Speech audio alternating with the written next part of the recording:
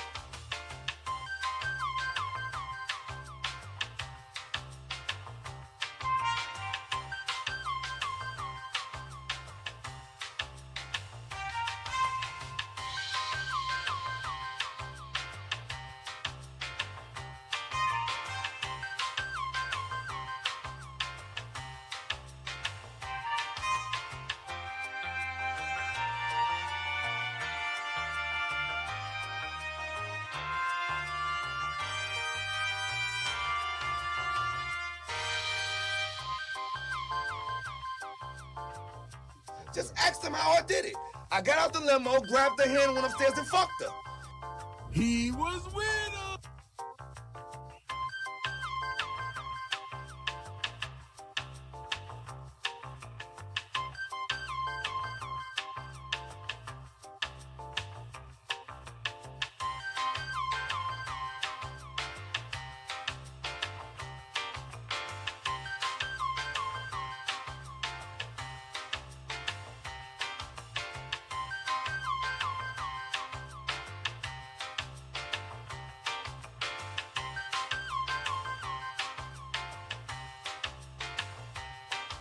What kind of shit is that?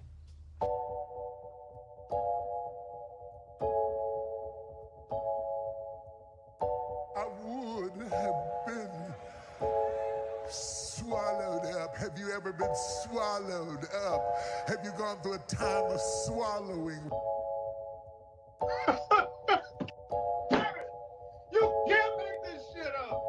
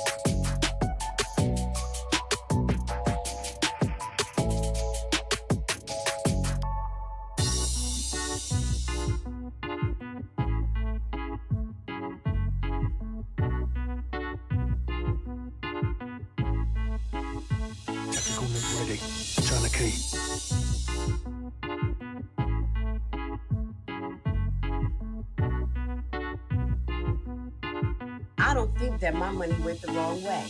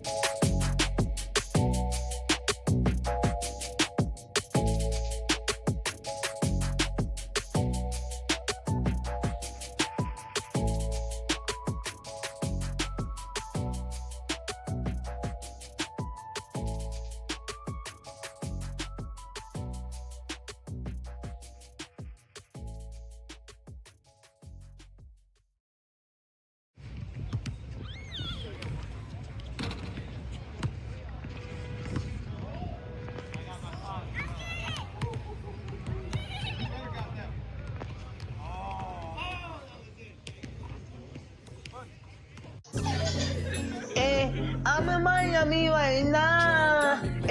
I'm in Miami right now.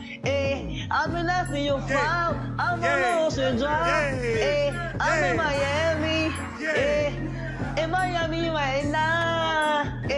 I'm in that for your file right now. On Ocean Drive right now. That's on my mama. I'm in Miami. I go to the window, so I'm going to Cali. I said I'm too official. I'm out with them niggas. I said, man, the rapper on the city, that nigga, he wicked. We pull out with them guns. You know me in the real. Well, mama pays, I ain't having ever since that I was real. Now I can't look like an eight-pack and I will never squeal. Whenever ever on my mouth, cause I swear I'm too real. Yeah, I'm in the East Coast, I'm in the life for real. Why the fuck you can hate it? I advise you to chill. You gon' really piss me off, and I'ma pull up on the steel. I'ma pull up on the drink, go and get your ass killed. Man, stop capping, cause I'm fucking wicked. I pull up to your city, tell me your location, bitches. You know we fuck that shit. My youngest know you killin', I wanna grind, got money in my mind, put money in my wrist so I can tell the time. You know I'm rapping the job and I'm trying to eat. All around the world I'm doing shows, I really come to eat. They trying to play on me, I swear I'm doing my shit. One more time I was poor and I ain't have shit. Every day I'm just riding by the same outfit. I done came up, I'm switching cars, now I'm switching shit. He nigga mad at me, ain't wanna clone me. I'm in Miami right now, I'm off of South Beach. I'm living large, I'm living life. They know me, wanna take my life. Yeah, it's on my mama. I'm in Miami. I'm out there doing this video shooting, going to Cali. I'm on my mama, and I'm in Miami right now. I'm in the 305, yeah, I'm on Ocean Drive. Pull up with a red car, my life is on now. They wanna play with me, they wanna clone me. I'm bad bitch, Latino, she wanna sleep with me. I'm in the 305 right now. I'm in Miami right now. On Ocean Drive right now. I'm in Miami right now. I'm in Miami. I'm in the 305. I'm in Miami. I'm in the 305. I'm in Miami. I'm in the 305. I'm in Miami. I'm in the 305. I'm in Miami right now. Yeah, I'm on Ocean Drive. I'm in Miami right now. Yeah, I'm on Ocean Drive. Yeah, and the front car. That's don't look at me. I'm the youngest in the game. You can't beat me. Cause I'm that nigga from the bottom. No, I will never change. Diamonds on my really, I got diamonds on my chain. I'm in this so no, that's right, ain't no game. Yeah. In Miami right now. And the 305. Yeah.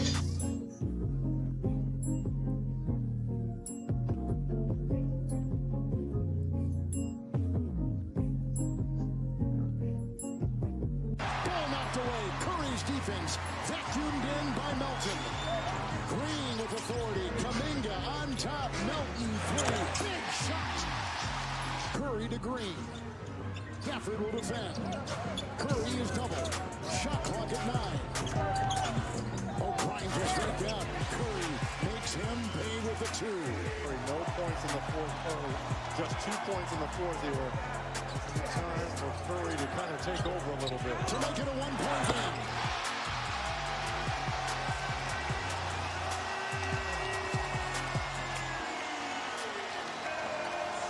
Final 2 minutes. Curry and Doncic. For the lead.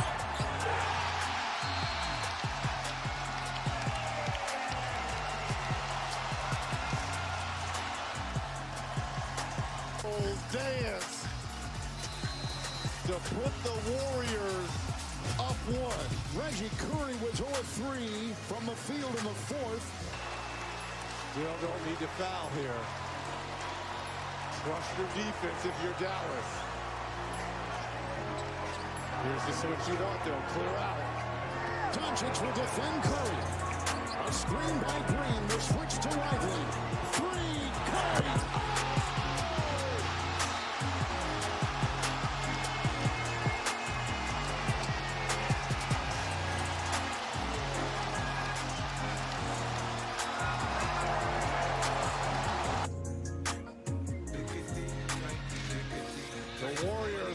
personal Stephen Curry 10-0 run here. He got the switch that he wanted. He got lively dancing. And I said we may see a night by the Curry. That's out right now. Doncic, within time. Doncic pulls up three, no! Rebound, Martin. Golden State won it with an outstanding fourth quarter from Stephen Curry, who scores the last 12 Warrior points.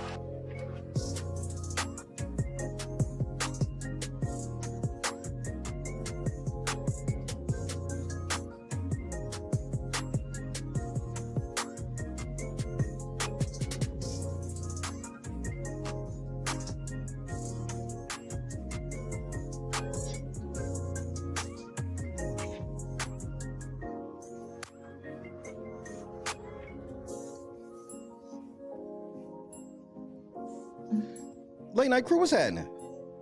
Shout out to my boy, Wardell Stephen Curry Jr. Hey, Clay, you hit 6 of them things. But like Steph said, bitch, you better stay here. Fuck you, nigga. Take your bitch ass up the street then, ho. This is a Wardell Stephen Curry household. This is a Golden State Warrior household.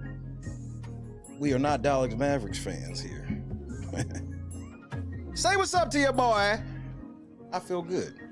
Kendra, Chadrick, Janice, Bob, Cleveland's happening, Steven, Scott, Johnson, J-Dub, what up, cuz? Potato game. We gonna talk about potato gaming this week. Y'all don't even know. When I tell you, we gonna have to talk about potato. I got your message earlier. We gotta talk about potato gaming tomorrow. I ain't said shit. We gonna wait till we talk about potato gaming tomorrow. Dante, what's happening? Rhonda, what it do? Shout out to the whole real Late Night Crew. It is Wednesday. It is hump day. Shout out to Green Fishing. That's my Black Ops 6 mate.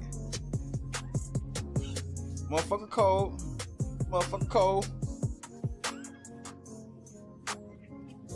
Got money on my mind, got money on my wrist, so I can tell the time. I'm making a lyric video of this song this week, because I don't even think y'all understand what he be saying. I actually know everything that nigga say in the song. And the crazy part about it is, it's fucking bars. And here's the best part. I gotta shout out Jackie. What up, Jackie? Jackie made the best comparison I've heard somebody make. He sounds like his tongue is numb. He rapping like his tongue.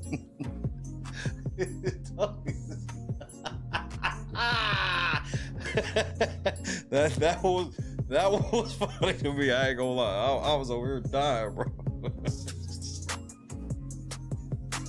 Hug is the nigga. That's on my mama, nigga. That's on my mama. Again, shout out to Wardell Stephen Curry. I needed you to do that last night, boy. I needed you to do that. I beg to differ. The motherfucker be rapping. He be rapping. Y'all just don't understand him. He said they try to clown me, but now I'm doing shit. He even dissed y'all in the song. That nigga said they trying to clown me, but now I'm doing shit. They see me posted on the block like I ain't got shit. I'm living large. I'm living life. They hating on me.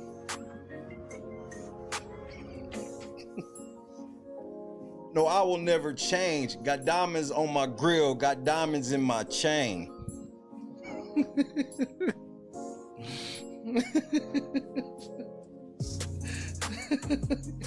Not your brother was drunk and said numb as my tongue.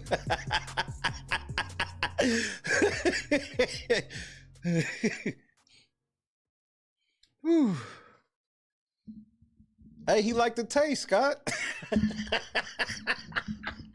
He likes the taste, man. Leave the nigga alone, bro. Y'all motherfuckers gotta stop. Hey, look, let's keep this shit a stack. You niggas have got to stop hating so much. He got a grill and a see, you hating. Hating ass motherfuckers, bro. And I'm in Miami right now. In the 305. I almost put a Money Man song on today and I said, nope. It was a Money Man song I really wanted to listen to. And I said, you know what? Nah. Fuck that. I said, fuck that. So we saw the shit with PNB Rock. This nigga done got, apparently he got set up by Waffle House. Like, he might, hey, do you not understand that PNB Rock's whole family might sue Waffle House, nigga? And they might win. A Waffle House employee set a customer up while they were getting food to kill him? This is unprecedented. This is unprecedented. He put Goddard on the trading block, yeah, because somebody's trading for a fucking tight end. This nigga, bro. Alan, I swear, look, this is I'm not even gonna do my normal clowning shit. I'm being for real. Alan, you like right around the corner from being really good at this shit. There's just like, there's like this 10-15% silly shit that you be doing. And you got to understand, here's one thing you got to understand. You notice how I talk shit, but you see in the league, I don't never do nothing that could be considered talking shit. Like, when I put Jalen Hurts on the block, that's somebody you could put on the trade block. That's somebody that every team in our league could use Jalen Hurts. Every team in our league cannot use Dallas Goedert. So when you put something like that on the trade block, that comes across to everybody in the league as disrespectful. You right around the corner. You'll be decent. Like here in a couple years, you're gonna be pretty unbeatable. Chad did no such thing. Chad was even more disrespectful. Janice, Bob, tell me, Janice, fuck you, Bob. Janice, you don't know a damn thing about football, fantasy football. Now tell me if this sounds disrespectful to you, Janice. Chad gonna hit me and say, trade him Jalen Hurts straight up for Kirk Cousins. I'm petty.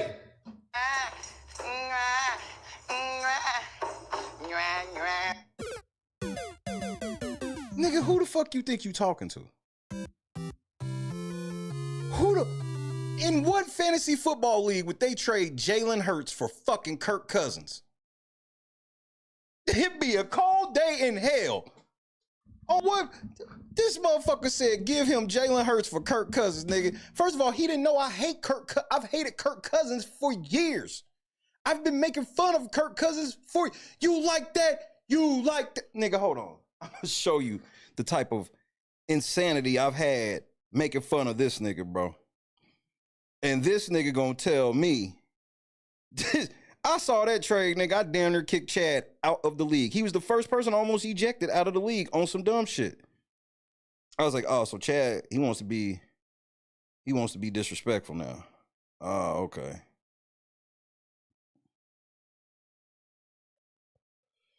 Chad wants to be disrespectful.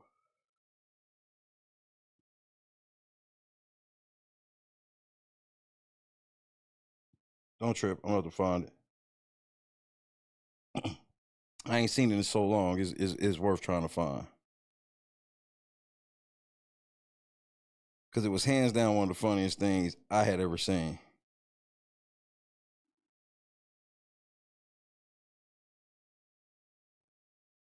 You better, if it ain't right here, I'm bringing it to work tomorrow. And trust me, I will not forget this.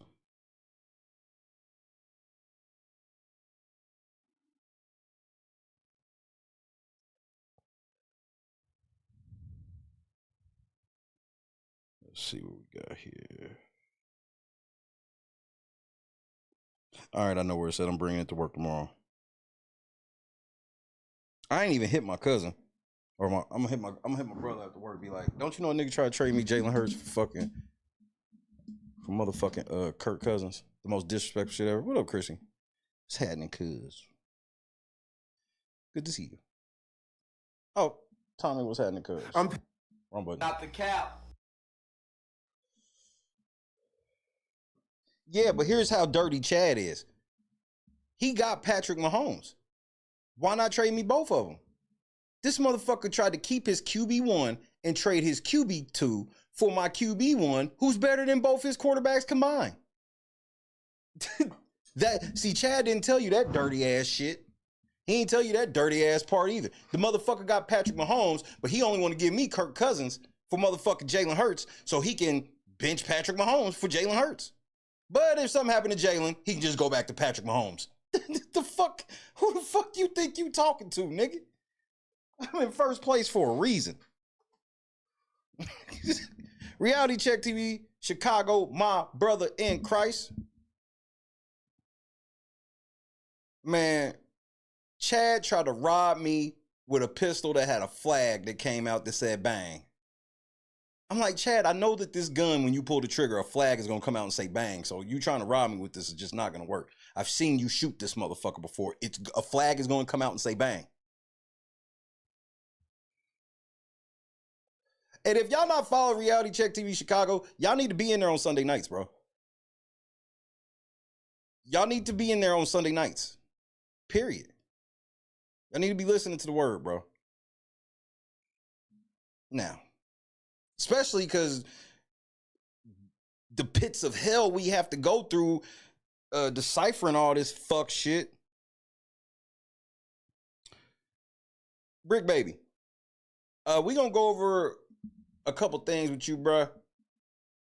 But there's a video that came out right before I went live. That is, we're gonna let this motherfucker skip to the front of the line, Mr. Bricc Baby.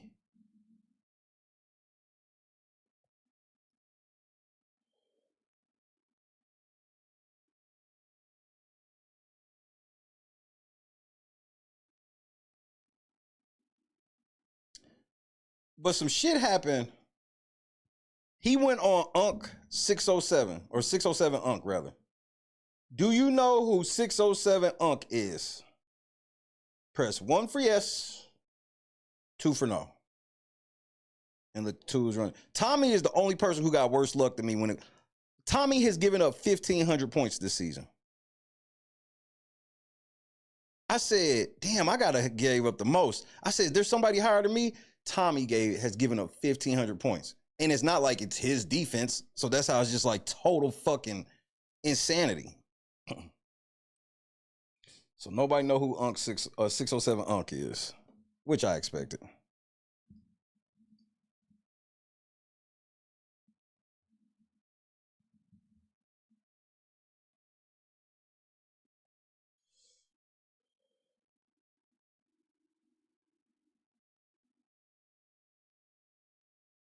Let's see.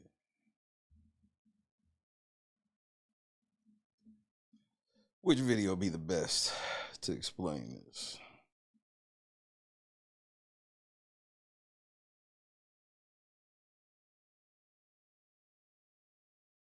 All right, we'll start with this one. I'm telling you. Now, buckle up. Because when I introduce you to 607 Unc, this nigga's the definition of what the fuck. Your first reaction to this first video I'm gonna play you of this nigga is gonna be, what?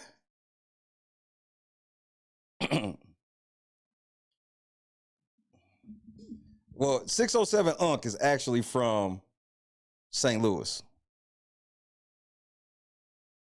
He's actually from St. Louis. Okay. And, well, 607 Unc, go ahead, talk to the people. Tactical nuke incoming!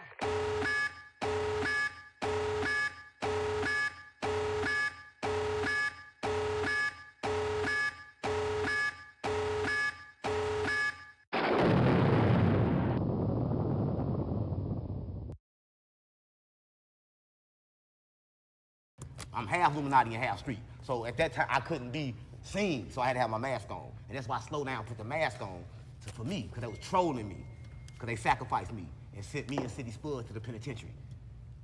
Yeah, that's what I got on. They sacrificed True me. story. True story. No, they can look it up. Them niggas was locked up. We was about the same time. We was in Boonville. They and I was still writing then. I was. Do you know who he said he? Do you know who he was writing for? Dom K was happening. Do you know who this nigga said he was writing for? This nigga said he wrote country grammar, nigga. That nigga said Nelly sacrificed him, nigga.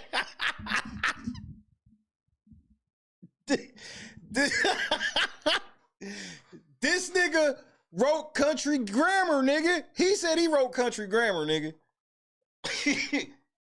He said, I'm going down, down, baby. You're speeding a Range Rover, zoot, zoot, baby. Ready to let it go. Yep, he wrote that.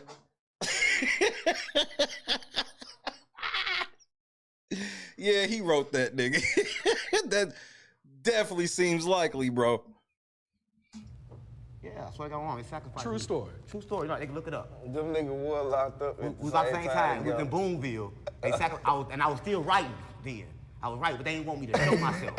I swear to God, it ain't funny. I know, but y'all was locked up together. Hold on, nigga said, hold on, nigga. I swear to God, it ain't funny. The interviewer came up with like, that nigga like, nah, hold on, nigga. I swear to God, it ain't funny. About the same time. We was in Boonville. They and I was still writing then. I was writing, but they didn't want me to show myself. I swear to God, it ain't funny. I know, but y'all was locked up together for real. So I was like, damn, hold on, he might be. Yeah. They didn't want me to show myself. Why wasn't they shouting you out? They were saying Free City Spud in every song, man. I was sacrificed. I was the ultimate sacrifice. I was really the one writing it. Like, I wrote country grammar. I named it and everything.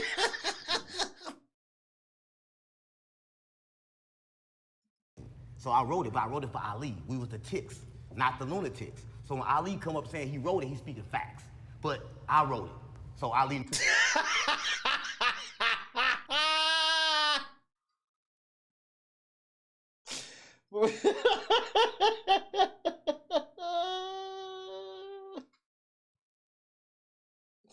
So when Ali say he wrote it, that's fact. Hey man, shout out to Ali. Shout out to Murph Dirt, Ali, City Spud. All them niggas mad at Nelly right now anyway. Nelly, you owe them niggas money, bro. Apparently he got his. Country grammar, I named it and everything. So I wrote it, but I wrote it for Ali. We was the ticks, not the lunatics. So when Ali come up saying he wrote it, he's speaking facts. But I wrote it. So Ali know this. Like you call Ali right now, ask him, he gonna get kind of weird, but he know how to play with me. He know me. He don't play with me. He gonna get on to play with Nelly, but you know nobody play with me. So he not play with me. He gonna say, yeah, Unc wrote that if you ask him. Get him. Yeah, he gonna say Unc wrote that, you ask him. I'm sure he will. Yeah, I was connected with everybody that's doing it. I don't really want to speak on that because like he probably get a little nervous when I'm talking about the people. But I was connected. Yeah, keep dropping my money. I get nervous when I talk about it because my life be on the line. But I don't be giving. I was connected with the Illuminati. Oh my The Illuminati. Yes, swear to God, my mama. So the Illuminati is real. Yes, it's real. What you mean you used to be connected? I don't think you could leave the Illuminati. Listen, I'm the first person to leave. I made the.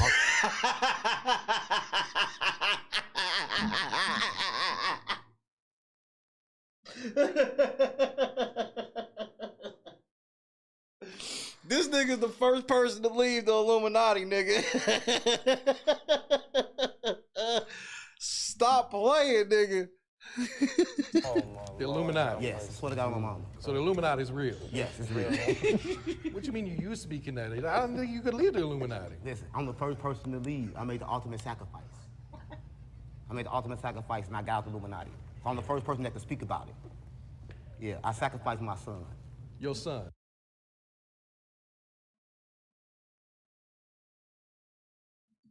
Yeah, I swear to God, my mama. See, looking at me, he can't speak on that. He laughing, but he really know what's going on. See, if he don't want to speak on that. I'm keeping it real. So that's how I got out. So I'm half Illuminati and half street.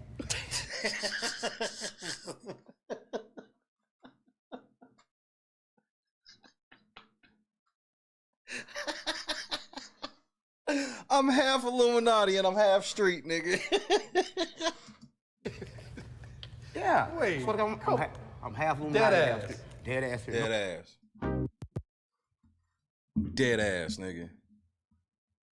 What, you think we playing, nigga? Illuminati, nigga. This nigga's Illuminati, bro. Illuminati. That money looked fake. Yeah, that money looked too new. Whenever the money looked extra new like that, nigga, that shit, I'm like, come on, bro. I was connected with everybody that's doing it. I don't really want to speak on that because like he probably get a little nervous. I'm gonna talk about the people. But I was connected. Yeah, people dropping all my money. I get nervous when I talk about it because my life. I keep dropping all my money. Life be on the line. That's all your money? Who walks around with all their money? I was connected with the Illuminati. Oh my The Illuminati. Reality Check TV Chicago in the cup one time, taking risk against power. The trap indeed.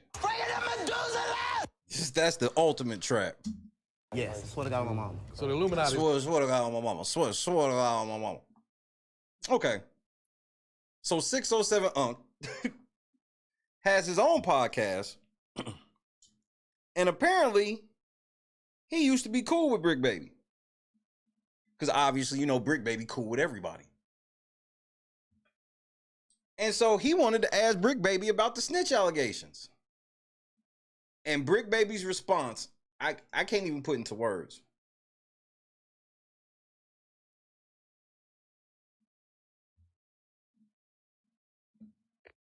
Tactical nuke incoming!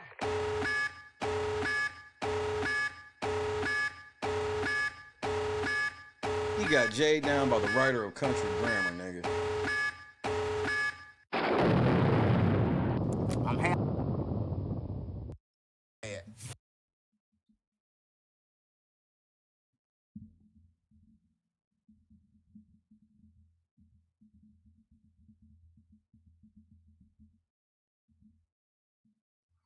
All right.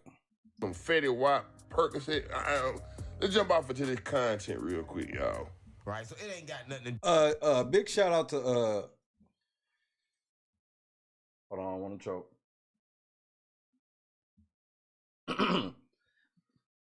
Big shout out to Cliff World TV with the clip.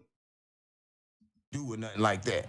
He just really going broke. Not going broke, but they ain't making him no money. See, Gucci don't know about the business. He just don't understand the business. I don't think he fucking them, right? I think that they fucking themselves when they sign with Gucci because Gucci really not smart. That's what I got wrong. I mean, at the end of the day, Guap got to understand. Man, it's late as hell, and they coming in. They no, they I know they coming in, but I'm saying late as hell, so they don't even know that we lied yet. They don't know because they don't know that it's we early lied. where I'm from. Man, you can look. What the fuck?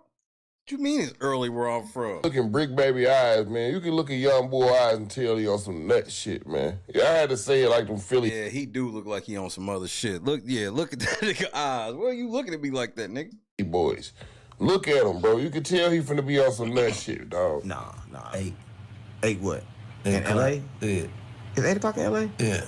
Well, anyway, you banned from L.A. anyway. We heard about that, right? That's why you been out here in Texas, right? That's why you. Oh shit, Bricc Baby. You banned from LA. That's why you been out here in Texas. Oh shit. Well shit. Talk to him then, Unc. 8 what? In L.A.? Yeah. It's 8 o'clock in L.A.? Yeah. Well, anyway, you banned from L.A. anyway. We heard about that, right? That's why you been out here in Texas, right? That's why you been everywhere because you banned from L.A. And like, how does it feel to get banned from like where you from? I ain't never been banned. Damn.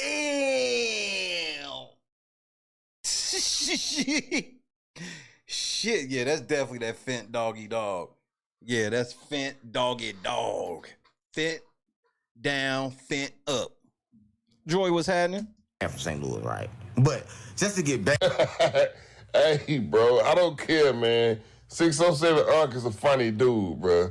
I swear to God, my mama. I swear to God, my mama, he's a funny dude, man. But come on. From somewhere. Come on, gang. Come on, gang. I'm just saying.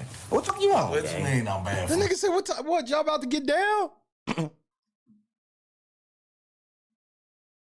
Y'all about to get down? They said you was banned. I didn't say it. Gang. Come on, rolling 6-0, nigga. Hold on, nigga. On the dead hummies, nigga. On the dead homies. What you doing? I ain't gonna lie, blood, on Paul Road. When I seen this part, I thought Bricc Baby finna get in. Oh, blood, I thought Bricc Baby finna get in. Blood. Like, ooh, blood, Bricc Baby finna get in. On the dead homies. Blood, he finna get in. On one side, BPS, blood about to get in, blood. But that was before I seen the baby oil, man, commence to getting rubbed on himself. But come on, man, come What are on. you talking about? You ain't banned. Put the shirt back on. You ain't banned. You ain't banned. Put the shirt back on. Take it back. Put the shirt back on, gang. You not banned. What the fuck? Come on, gang. Come on, gang. What the fuck? No, gang. Hey, man, what the fuck? You tweaking. Gang, you tweaking. I swear to God, my mom, you tweaking. What you want? You know, Rick is so wild and has went so far off the meter. It's shit that I can't even tell you on TV. I mean, you know, for the sake of our friendship, you know what I'm saying? I'm not even gonna bring it up. But trust me, he's went there. He has went where it's like, yo, Rick, man, what the fuck is wrong with you, man? You done took this shit too far. And his response is like this: there's no such place. Darkness. Let's go to the abyss, nigga. I'm not with it, man. I don't want to go to the abyss, man. You know what I'm saying? Rick wants to go to the abyss. In fact, he dwells in the abyss.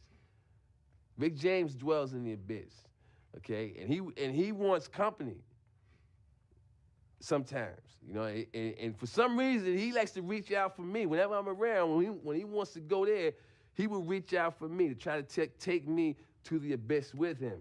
And I'm not with it, man. I'm not with it. And that's when we end up, you know, tussling or whatever. You know what I'm saying? On rolling 6-0, this gotta be a violation, nigga. On the dead homies, this has to be a violation, nigga. Nah, this is a DP, nigga.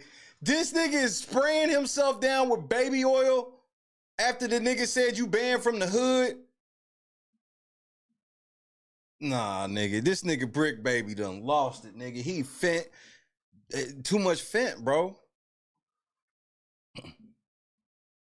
His aura just looked like blue meth, nigga. No, King was happening. Stop playing on me. Stop playing on me. Nah, this ain't no jumper. I'm not dead. That nigga said, no, this ain't no jumper. He said, you tweaking, fam. That nigga said, this ain't no jumper, nigga. This nigga Bricc Baby tweaking. I thought Bricc Baby was about to beat his ass, nigga. Like, what you mean I'm banned from the hood? I ain't never been banned from St. Louis, right? Anyway, you banned from LA anyway. We heard about that, right? That's why you've been out here in Texas, right? That's why you've been everywhere, because you banned from LA. And like, that's what I'm saying, cause if he wasn't banned before, he gotta be banned now. On rolling 6-0, y'all gotta violate this. That's a violation, bro. This is a DP. Y'all gotta DP this nigga, bro. The feel to get banned from like where you from. I ain't never been banned from St. Louis. Like Jim Jones said, y'all gotta super violate this nigga. Super duper, niggas. Super violating. Right. But just to get back. Hey, bro, I don't care, man. 607 Unc is a funny dude, bro. I swear to God, my mama. I swear to God, my mama, he's a funny dude, man. But come on.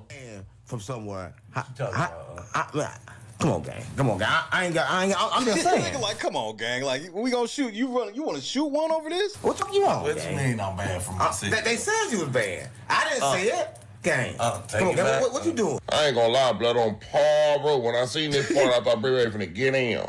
About to get in, blood. But that was before I seen the baby oil, man, commence to get rubbed on himself. But come on, man, come on. You ain't banned. Put the shirt back on. You ain't banned. You ain't banned. Put the shirt back on. Take it back. Put the shirt back on, gang. You not banned. What the fuck? Come on, gang. Come on, gang. No. I do before I fight. No, gang. You tweaking.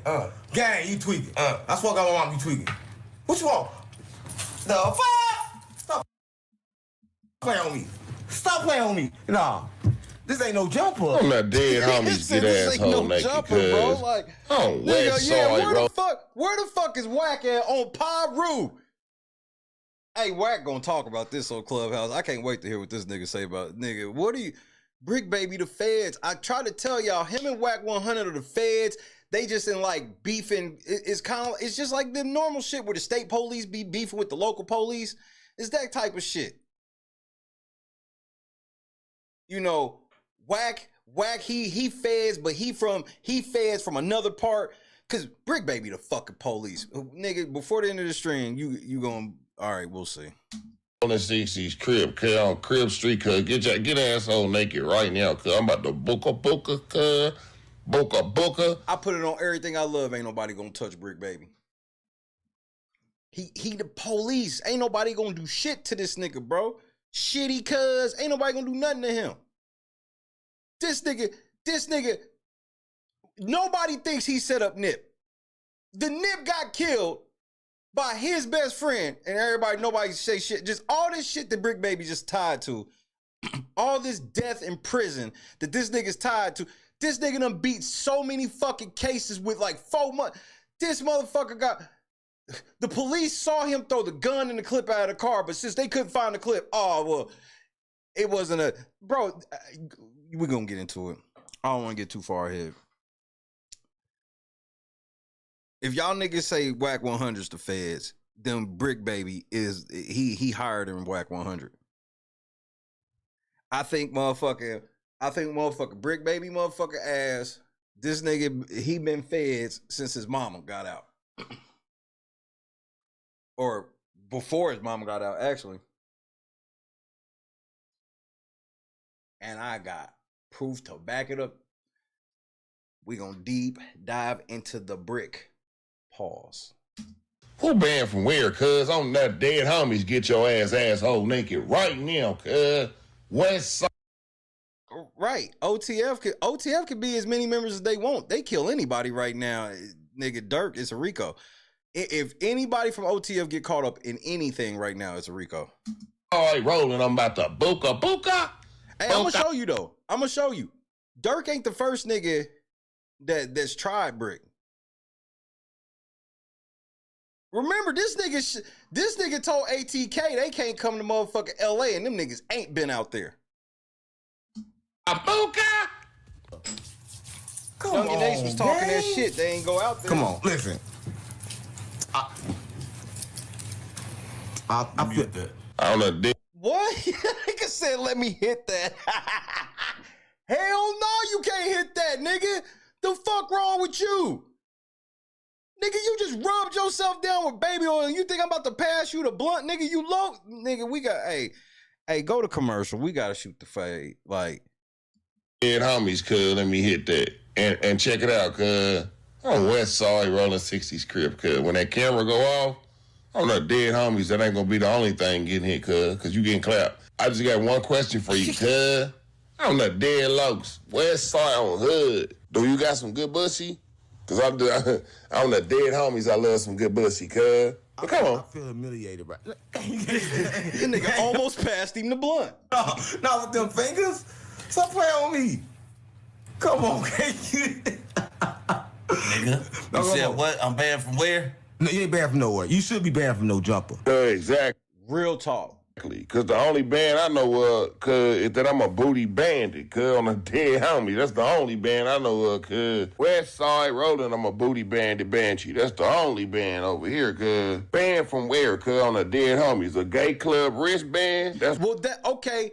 He said bussy for a reason. Bricc Baby been on some other shit this week.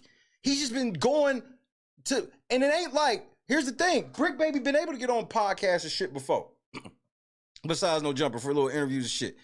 This shit where Brick has just been saying the wildest shit. Like the shit he said about Gucci Mane. It was just like, what? Not even like Gucci, you can't say nothing about Guwap. It wasn't even like that. It was just like, huh. One of the only bands I know about, cuz. But come on. Yeah, I mean, you say I'm banned from where?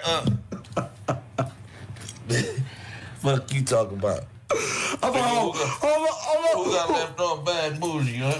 Yeah, they got some bad. That nigga said, who got left off Bad and Bougie? That nigga dissing Migos, nigga.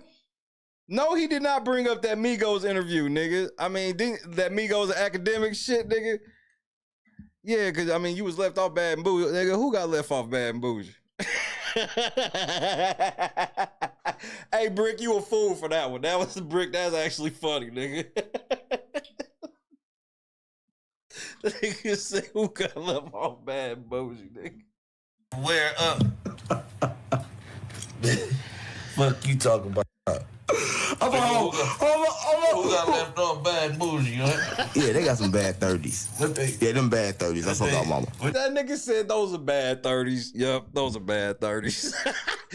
You going off a bad 30, Bricc? You going off a dirty 30? Yeah, them 30s bad. Hey, come on, guy. I don't mean them 30s bad.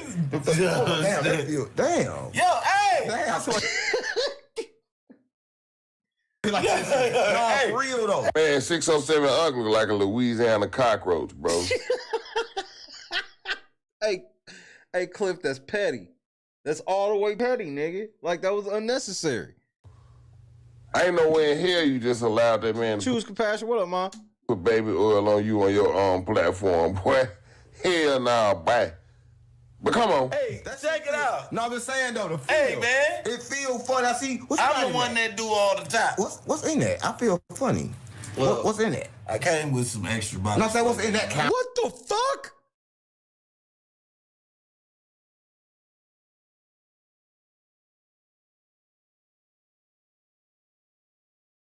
On rolling 6-0, bro. Like, on the dead homies, nigga. Why I feel funny? Why I make it got a little ecstasy in it. But why? Hey, You know, Rick is so wild and has went so far off the meter. It's shit that I can't even tell you on TV. I mean, you know, for the sake of our friendship, you know what I'm saying? I'm not even gonna bring it up. But trust me, he's went there. He has went where it's like, yo, Rick, man, what the fuck is wrong with you, man? You done took this shit too far. And his response is like this. There's no such place. Darkness. Let's go to the abyss, nigga. I'm not with it, man. I don't want to go to the abyss, man. You know what I'm saying? Rick wants to go to the abyss. In fact, he dwells in the abyss. Rick James dwells in the abyss, okay? And he wants company sometimes, you know? And for some reason, he likes to reach out for me. Whenever I'm around, when he wants to go there, he will reach out for me to try to take me to the abyss with him. And I'm not with it, man. I'm not with it. And that's when we end up, you know, tussling or whatever, you know what I'm saying?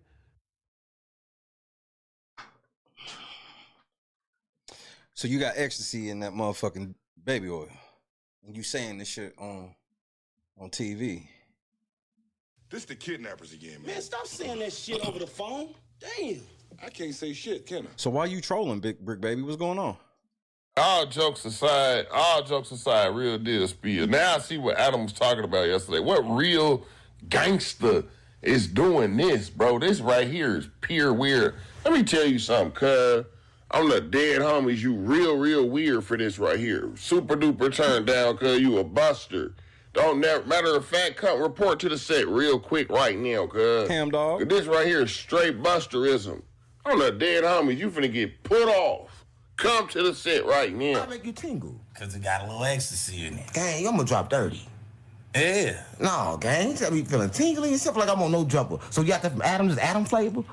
Nah, I bought that just for you because you want to do a podcast about Gucci. No, I don't want to talk about Gucci no more. I saw that mama. You know what I mean? I don't want to talk about Gucci. Listen, I saw mama. Listen, this is all I want to say right here, right? I just want to be real. There's a lot going on with you, right? Let's skip past Gucci, right? Because there's a lot going on in L.A. There's a lot going on. Let's get some say something else about Gucci. I'm peeling back out. My bad, gang. My bad. I swear God, my mama. No more. We don't need it no more. I swear God, mama. Yo, back. Come on, gang. I'm losing my motherfucking mind, man. You tweaking. Yeah, he tweaking. Yeah, I spoke to mama. No joke. Now I'm banned from LA. Nah. You got yeah. He been working out. He working out. But look, I think you may be banned. I don't know if you banned from Chicago or not. Man, I did enough drugs. I'm musty as hell. I'm the dead homies. I did a whole bunch. Yeah, you might be banned from Chicago. To that GSB. That's what they saying, Bricc. Pink Tootsie with Diddy them people the other night, cuz. Got me smelling like a Wendy's burger, cuz. Oh, that's the I'm not dead homies. I smell like 10 pounds of bounce that ass and I smell like Shrek, cuz. Do you smell me, cuz? Do you smell the Boodusi on me? Cause I've been beating Boodusi all night, and taking GHB and pink Tusi and Tusi sliding into that Boodusi.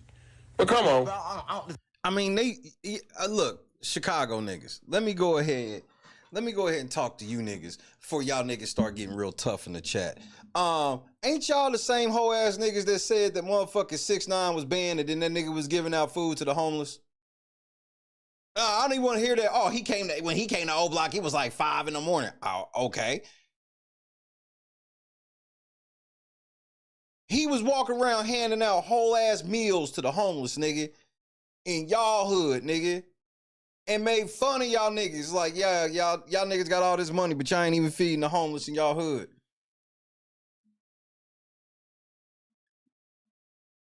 When we get into this video we about to watch after this, y'all gonna understand where I'm coming from with Bricc, bro. Y'all gonna be seeing shit a little different here very soon. Watch me. Don't smell must. I'm trying to see if I smell snitch. I'm not saying you a snitch. I'm not saying you a snitch, right? I'm not saying that. But come on, man. Come on, a little closer to you, man. I'm putting something. Every time you say something crazy, nigga, I'll put baby oil on you, nigga. Bricc, listen, I just want to know, right? Listen, I know you go back with Baby. You and Baby was cool when you had that house, right? If y'all don't know, Bricc Baby was in Atlanta, right? And when Bricc Baby was in Atlanta, he had a house, right? And all the rappers that y'all see today, they was in this house with Bricc, right? And he's not lying. So let's just stop right there. How the fuck did Bricc Baby get this house? He's trying to be a rapper, but he got the funds to put every other when I'm telling you, bro, he's not lying. Migos, Lil Baby, all these niggas went through the Bricc, bro. And he had like a basketball court in his house, right? So, and it was like in the living room you walk in and like Baby, all them used to be in there, and Lil Durk, all them used to be in there. Baby ass was in jail when that shit was happening. He used to be in LA. He used to be in the Atlanta house though. Yeah, that was my Atlanta. I thought Atlanta house. I'm trying to go back to Atlanta. Yeah. From where you really met. You got still chat. Nigga, if you don't get the fuck out of my face, bro, back the fuck up, Bricc. Stop, bro. Come on, gang. Is my lips shut, nigga? Nah, they good. Hey, man, you a real weirdo, Bricc. I hate to say it, bro. I remember it was a time when I rocked with you, Hetty, that old Say Cheese interview. You endorsed the Activisa. You remember that, Bricc? Remember when you endorsed the Mexican drink? When you endorsed the Mexican drink, I was like, you know what? It can't be that bad. But now, man, I realize that, bro, you was leading me down a path of darkness. Well, come on. Get fried. Right. I can't be doing all this talking. Yeah, he said, so I had Lil Baby. Listen, so Baby is good, and I want to know, fuck Baby. I want to know about, I'm going to say that again, but I'm going to get this first. Look, I want to know. I want to get all this. I want to know about the Durk thing, right? Because, like, everybody, like, Bricc snitch, right? One thing I did, I heard the song. And when I heard the song, come on, baby. He grabbed that shit, nigga. No, we got it. We do. Nah, we got it. I mean, he smooth grabbed them motherfuckers immediately, nigga. But like everybody, like Bricc snitch, right? One thing I did, I heard the song, and when I heard the song, hey, hold on, nigga. Come on, baby, nigga. No, we got it. We do.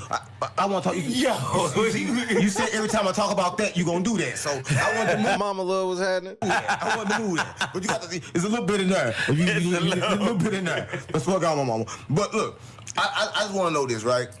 So you go down there, and it's a big thing. Everybody calling you a snitch, right? Because Whack 100, right? Whack 100. He said you snitched a long time ago that they got you with the pounds. Like when they out caught you with the pounds and you ain't go to jail. And then they said that I don't know if you want that. That's what I be smoking. People talking. What you think? Okay, you gotta be out. Talk about Durk. Talk about snitch stuff. Talk about something. Durk, you want me to? Yeah, I want to know. I snitched on Durk because that nigga didn't sign me to OTM. Come on, I'm losing my motherfucking mind, man. How is he even allowed to play like this? Let's say he playing. How is he allowed to play and nobody in the hood feel some type of way? This nigga, yep, I snitched on Durk because he ain't signed me to OTF. How is he even allowed to play like this, my nigga? Listen, bro. Listen. We got to plug the streets in. I'm plugging them in. Hey, y'all, I was able to hear for y'all. I said, what type of real street nigga gonna sit up there and even play about snitching on his partner, dog? How? Hey, jump in the comment section right now if y'all play games like this. I want to see how many people be playing these type of gay games and the games they be playing like a snitch. Gay Jump in that comment section. I want to know, bro. I don't even play those type of games. We don't play those type of games in our community. And y'all know what I'm talking about, bro. So, y'all heard it for y'allself, joking or not. That ain't bull, blood. But come on. No, I was waiting to get to my homeboy. You know you like my best friend. I don't feel safe breaking the news in LA. But you capping. No, we can't cap. The streets unplugged. You know we gotta plug the streets in, cause streets ain't been plugged in a while. That's what I want. If y'all think Bricc Baby capping, drop cap down there. I was just trying to plug you. They got the baby oil and all that. No, I ain't trying to get plugged like that. I'm trying to plug the streets in, right? Cause the streets unplugged, right? So I'm just trying to figure out, right? Why is everybody dragging your name in the mud, right? And see it go like this. The West Coast don't have nothing to talk about but Bricc Baby. Right. So when some breaking news like this come out, they have no connection. Maybe come on, gang. But look, nah, they don't have no connection to Bricc Baby, right? Right. Come on, gang. You know what I mean? I'm just getting the... Come on. There's some extra in this. This is not no jumper. This is not no jumper, right? So for everybody watching this, is Adam watching this, you sent Bricc down here to go to the rehab, right? And I'm taking him in the morning. That's why I got mama. Because this is getting out of hand, right? So this get out. You sent him down here to go to the rehab, and I'm taking him in the morning. So for everybody watching this, is Adam watching this, you sent Bricc down here to go to the rehab, right? And I'm taking him in the morning. That's why I got mama. Because this is getting out of hand. Right, so this get out of hand, but they don't got nothing else to talk about but the Bricc on the West Coast. So when a big shit like this, they put up a clip, Bricc Baby saying the same shit that Dirk said on Academics. I said the same exact thing Dirk said on Academics. Right. I said, listen, you can't say Slide for Vine no more because they was trolling in my comments talking about I'm the one that knocked Lil Pieball. Right. You get what I'm saying? So I'm on there like, yeah, you can't say that shit no more. Right. Say, man, I don't give a fuck what nan niggas say. I'm gonna keep this shit all the way 100. One thing for sure and two things for certain. This ain't no different than those comedians getting inside of dresses and pretending to be women, bro, just to, you know. Wait, what? Saying walk down the Hollywood Walk of Fame. Only except, bro, you doing this for internet clout. I don't get it, dog. So I'm saying, out of 22, that Jerry Springer shit starting to rub off on you, Bricc Baby. I'm being real with you. There's no way that nobody from your neighborhood is agreeing with this.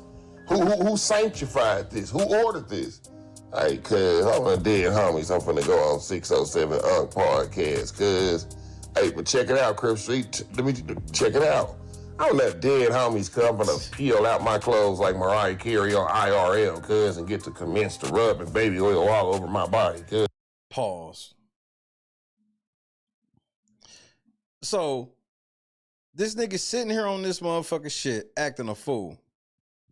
All right, so dig, Bricc. I'm trying to figure out your angle of this last week. Matter of fact, let me pull up this other shit first. Before we hit the long one. Pause.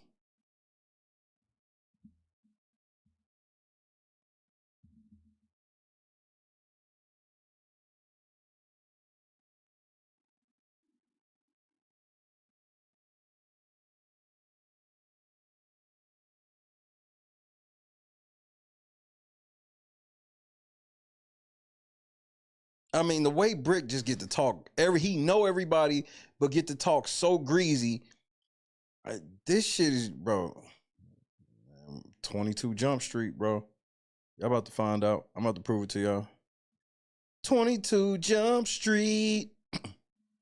I said jump, jump, jump, jump. 22 Jump Street. Well, actually, it's 24, so we'll just let them be 24 Jump Street. Who are the dead homies? Have we ever wanted to know that? Or we don't really care? That just is what it is.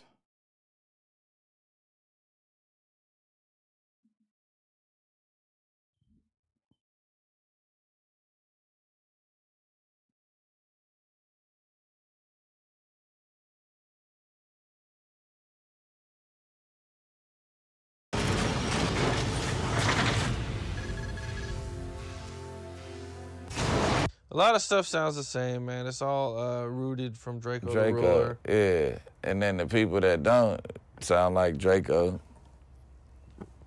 it's not a universal lingo. Yeah. We talking about ling ling bopping. But I mean, at some point though, you know, it could become, you know? On the right beat. We too cool to make up new TikTok dances and all that. Like, we gotta have a beat to where Boss Man D-Lo, you could be a gangster on these other beats. You could figure out how to do it. That slow G-funk type shit, man, that shit is for car rides and shit. That shit ain't for the club. Motherfucker gotta go, you want that bitch on the hood of the car. Like 310 Baby, he shook it up. Like, I like that. You know what I mean? That was across the world because they had the, you know what I mean? They had the little step to it. So it's just, you know, we got to be a little bit more innovative, bro. We are the curators of gangsta music, bro. But we don't trap here. So it's like, and the rest of the world traps. We rob here, and we fucking flock. The rest of the world traps. So you don't know how to cook up some dope. You don't got a million ways to rap about cooking dope, because nigga, 9 times out of 10, you ain't never beat no dope down with an egg beater or a fork, knife, or hanger. You know what I mean? You ain't never bust your dope down with a safety pin, nigga. You ain't never did that. Like, you know what I'm saying? They don't even know what I'm talking about. Motherfuckers chop rocks with blades. You ever use a hanger? See, you from the old school. I know you probably know a little something. You know what I mean? You hit that motherfucking rock with the hanger right there in the middle. Bow, that motherfucker busted. Wait, are you trying to incriminate the motherfucking interviewer, nigga? Dub rocks, nigga. You could chip them off from there. You know what I'm saying? But motherfuckers ain't grew up trap. They don't know how to put that into a rap. You know? Yeah, I mean, that's definitely a good point. The content is a little different. Yeah. Not even the context. I feel like the content is the same. It's overall the same. I feel like shoot, kill, but it's just like the context, how we delivering it. Like, I don't know. Atlanta's like, people in other states aren't afraid to share lingo. LA, they not gonna rap and use other people's lingo. They really tell you that he need chili baba from Maylene after he just bopped and took a stove out the, like. Yeah, we're not, like LA, they still got a problem saying the stove. Yeah, say, huh?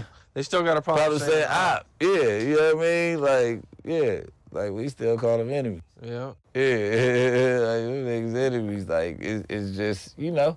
But hopefully, you know what I'm saying, like I said, I'm here to spread the word, whether you like it or not. I mean, get on y'all job. They say West Coast music is trash. I agree, because I do it just to keep y'all in. Like, my biggest songs are not West Coast sounds. I don't. Nigga, don't nobody know none of your songs, Bricc. Like, are you even a rapper for real? I just want to lay, because we about to get to the Gucci Man comment. I just want to lay this little foundation with this nigga out. Because this, I don't understand. Enjoy rapping over West Coast Carefree. beats. It's easy to me. I can do it back to back. I just feel like I got more to say. And I got more talent, and I can make people dance when I rap. You know what I'm saying? So I'd rather do it that way. Like, Not Enough is a whole, like, all my shit, though. Not Enough, Play, Detroit Bricc, Have You Ever was like an LA song, but just go through my catalog, like Myself, all that stuff has nothing to do with here. And they don't respect it, because they think I'm trying to copycat. Like, when I started rapping out there, you get what I'm trying to say? Like, that's my original flow. Like, nigga, I grew up I've been in Atlanta since I was 17, back and forth. Nigga, like, I started rapping with Pee Wee Longway and Young Thug. So, nigga, it's not a fucking, me trying. I didn't start rapping with YG. I didn't start rapping with Nipsey. That was always my homeboy, but that ain't where I... That's right. Slim, Young Thug. We know Young Thug. Just came home from Rico, 15 years probation. Pee Wee Longway just got caught with $200 million worth of shit. Lil Durk, murder for hire in this nigga's backyard. Like, how many more coincidences? Started rapping at. I ain't pick up on, I'm a Gucci Man fan turned rapper because of Mac Dre and Gucci Man, nigga, combined. Okay. Yeah, he was a Gucci fan. All right, well, explain this. And it's the same, just for the record, it's the same motherfucking, it is the same motherfucking interview.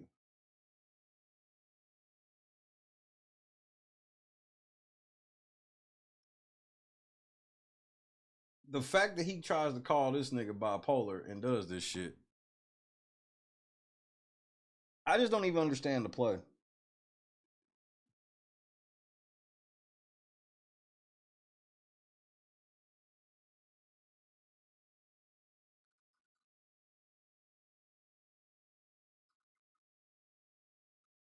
The Bricc. All be to the Bricc.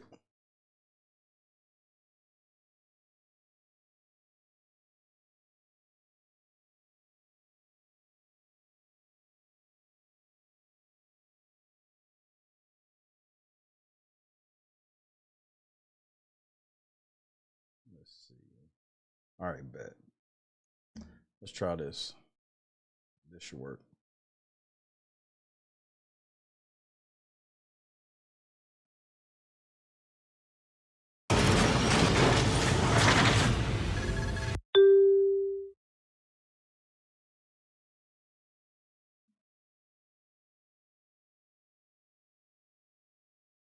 Damn, what happened to the sound?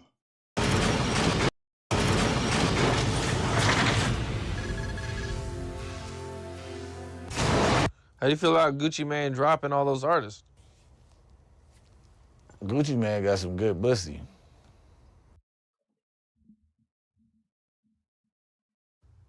What was that? How do you feel about Gucci Man dropping all those artists? Gucci Man got some good pussy. Huh? Yeah, Gucci Man got some good pussy. Okay. Can you explain that a little bit more? I'm saying, if it was Gucci Man and he had the pussy, it was good. Okay. Let me stop fucking with you, cuz. Where are we going with this? Like, real shit. Let me stop fucking with my boy, Cam. Like, oh, shit, what happened? There's some Diddy shit going on. I thought I was interviewing Orlando, bro. Yeah, I hit you with the Usher was a gusher. He like, hold on, what the fuck? Nah, you said Gucci dropping. Gucci going through one of them 150 joints. That nigga is bipolar. Did you see me just talking about him the other day on the show? I did it. Yeah, man. That's one nigga I wish I never met in my life. And no, not because he ain't no good person. I love Cuz to death. That's a bit strong. But as a person, like, you weird as fuck. You like weird to the motherfucker, cuz. Like on 6-0, like cuz got a problem with loyalty too, though. And he be loyal to who he loyal to, but it's just like, you had the whole A in your palms, bro. All them artists left Gucci Man for a reason. He had everybody, but he's so, not an introvert. He's so narcissistic and introvert, and an introvert to the point to where everything's about him and how he's feeling and what the fuck. Like, he used to kick his artists out the studio for no reason. Like, you get what I'm saying? Like, just do weird shit. Like, cause he going through like mood swings. I didn't know he was financially going. I did, but I didn't. Cause you know what I mean? Like, I ain't gonna ask you what's going on. You still gonna order 1,000 wings every Monday while we watch Love and Hip Hop. You still gonna buy all the lean from a nigga, you and Dolph. You know what I'm saying? But I feel like this, and this is some shit that motherfuckers ain't gonna talk about before Gucci left. I feel like Dolph helped him out. I feel like Dolph gave that nigga a couple $100,000. Why you put Guwap out here like this, bro? Dolph gave that nigga a couple $100 racks before he died, bro. Bro. Gucci, you gonna let this nigga say all this? You get what I'm saying? Like, cause I used to be there every day, and I remember when Gucci was kind of falling off, and Dolph, I ain't never seen Dolph hurting. Like, Dolph used to pull up with duffel bags full of money. First time I met Dolph, like, what's the statute of limitations? Fuck that, man. I'm talking, it's my boy Dolph, cause I don't never express my love for Dolph. A-Dub, V12. Look, bro, I'm telling you, there's a reason he talk like this. Cause can't nobody touch him. That's why the only nigga out here saying this nigga is the feds is another nigga that everybody say is the feds. And nobody's coming out co-signing or even denying. Like that, but the first time I met Dolph, Dolph bought 50 pints from a nigga, an activist. And it was to drink. This is before he had a deal. He probably had 17,000 followers on IG. And I remember I wanted 20,000 followers just like young Dolph. Like I want to be like Dolph, cause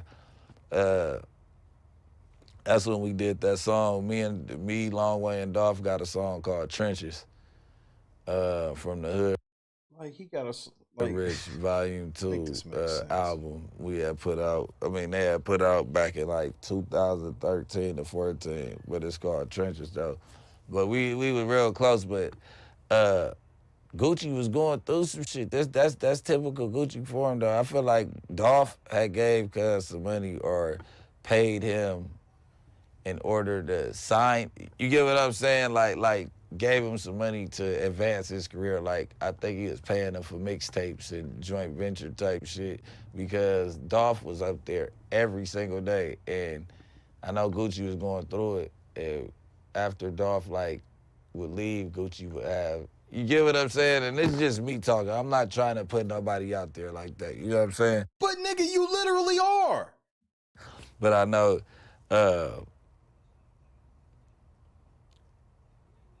Keisha had ran off and I think cheated on him. I feel like I'm gonna keep it real. Keisha ran off and cheated on Gucci. That's what put him in that. Oh my God, bro. Like he is just, bro, this nigga just dragging Gucci, nigga. That little shit where he had to go do all that shit with Rocco and all that. His girl was leaving. He was on house arrest.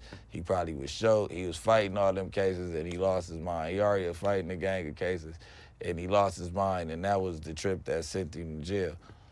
Me coming back to now, what I said all that for was he probably let go all the motherfucking artists because he's going through another bipolar effect. Gucci is all about him. If you ain't making no money for him, if you ain't doing what, you know what I mean, whatever the fuck he feels like. Well, if you ain't making money in a business situation, you gotta go.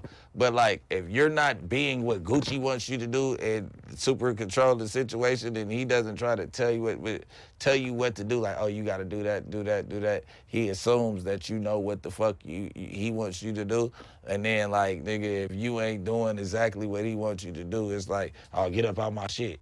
Get up out my shit. Y'all really could go. Don't come back. Nigga, come back when y'all, like, on some weird shit to where everybody hated him when he went to jail.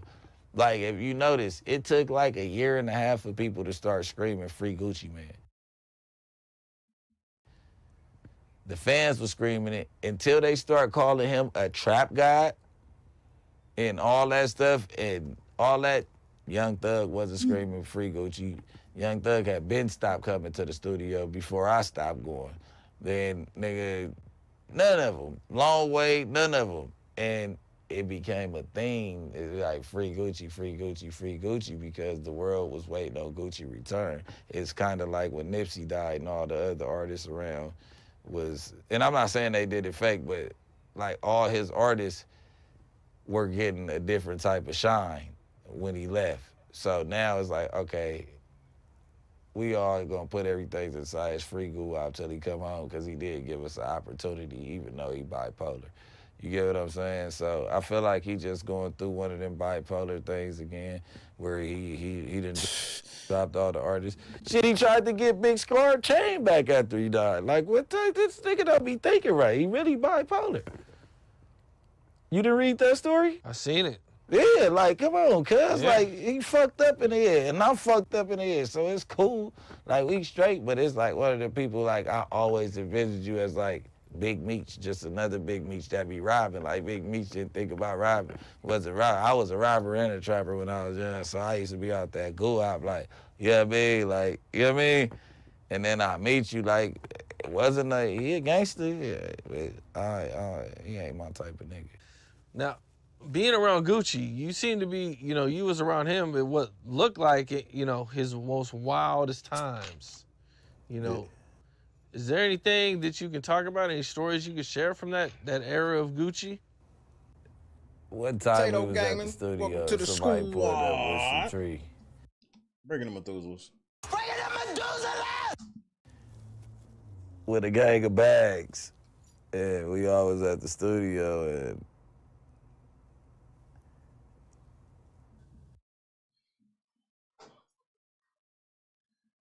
So we're gonna get into this big video. Hold on, let me make sure this motherfucker doesn't need to be. Hey, this BET. I figured that. I figured it. I'm glad I thought about it first. I don't know why it does this on every. Seems like every other one. Make sure y'all hit the like button. Hit the PayPal link. I believe we got like $30 and some change left on this week's goal. So if you have $1, throw it in the cup. If you don't, just hit that like button for your boy. Pretty mother.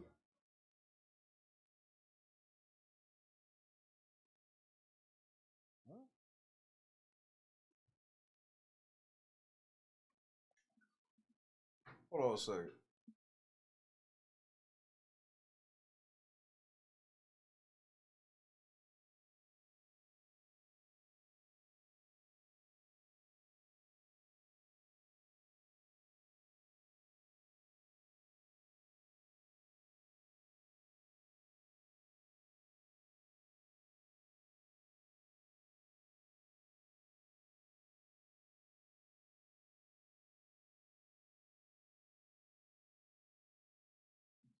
Okay, I'm back.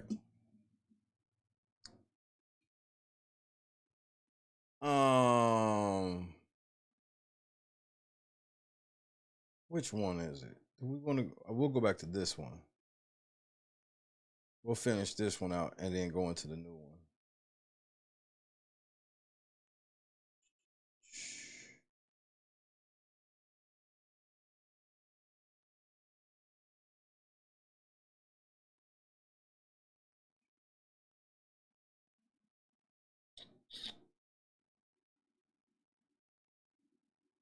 Bricc Baby has been in the All right, where was we at? coming, but shots would go off. Yeah, we was past the Chris Brown shit.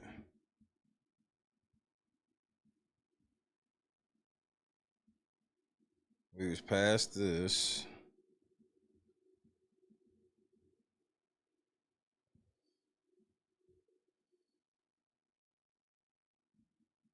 We was right past this. I'm talking about Eric Holder.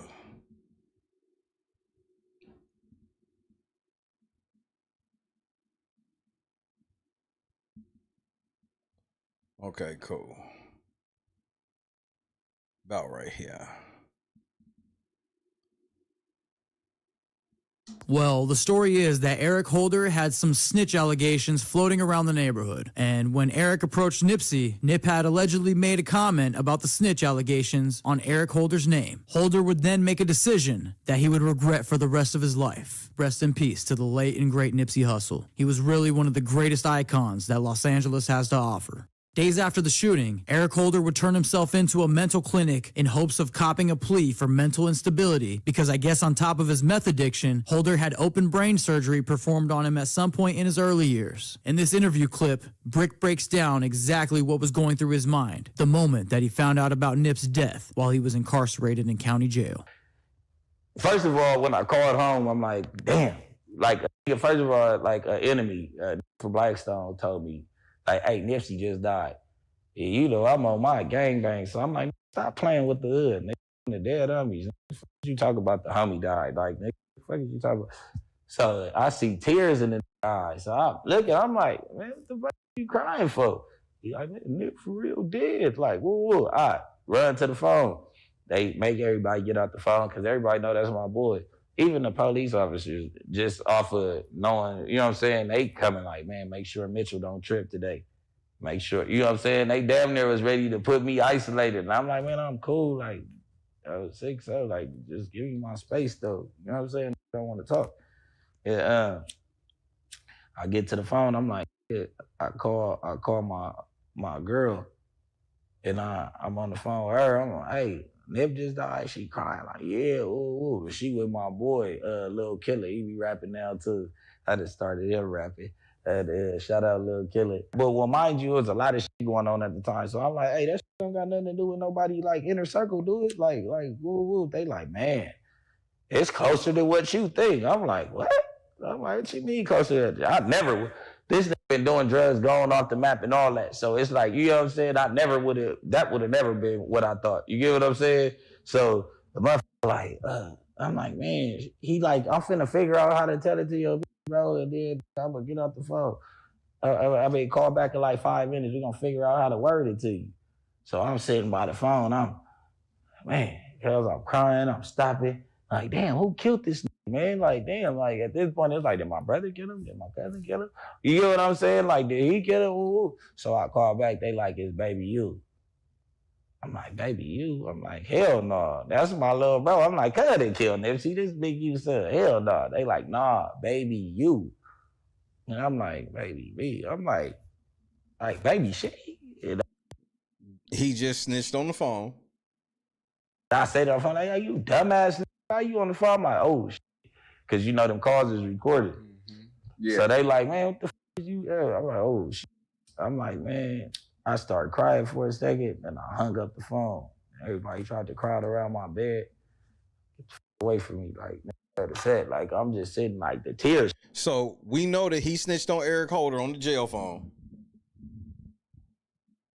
Stop! I can't even cry because I'm in shock. I'm like, damn, my little killed one of my best friends. Cause I'm sitting there, and I'm trying to make some sense out of it. I'm trying to make some sense. I can't though. The fuck going on?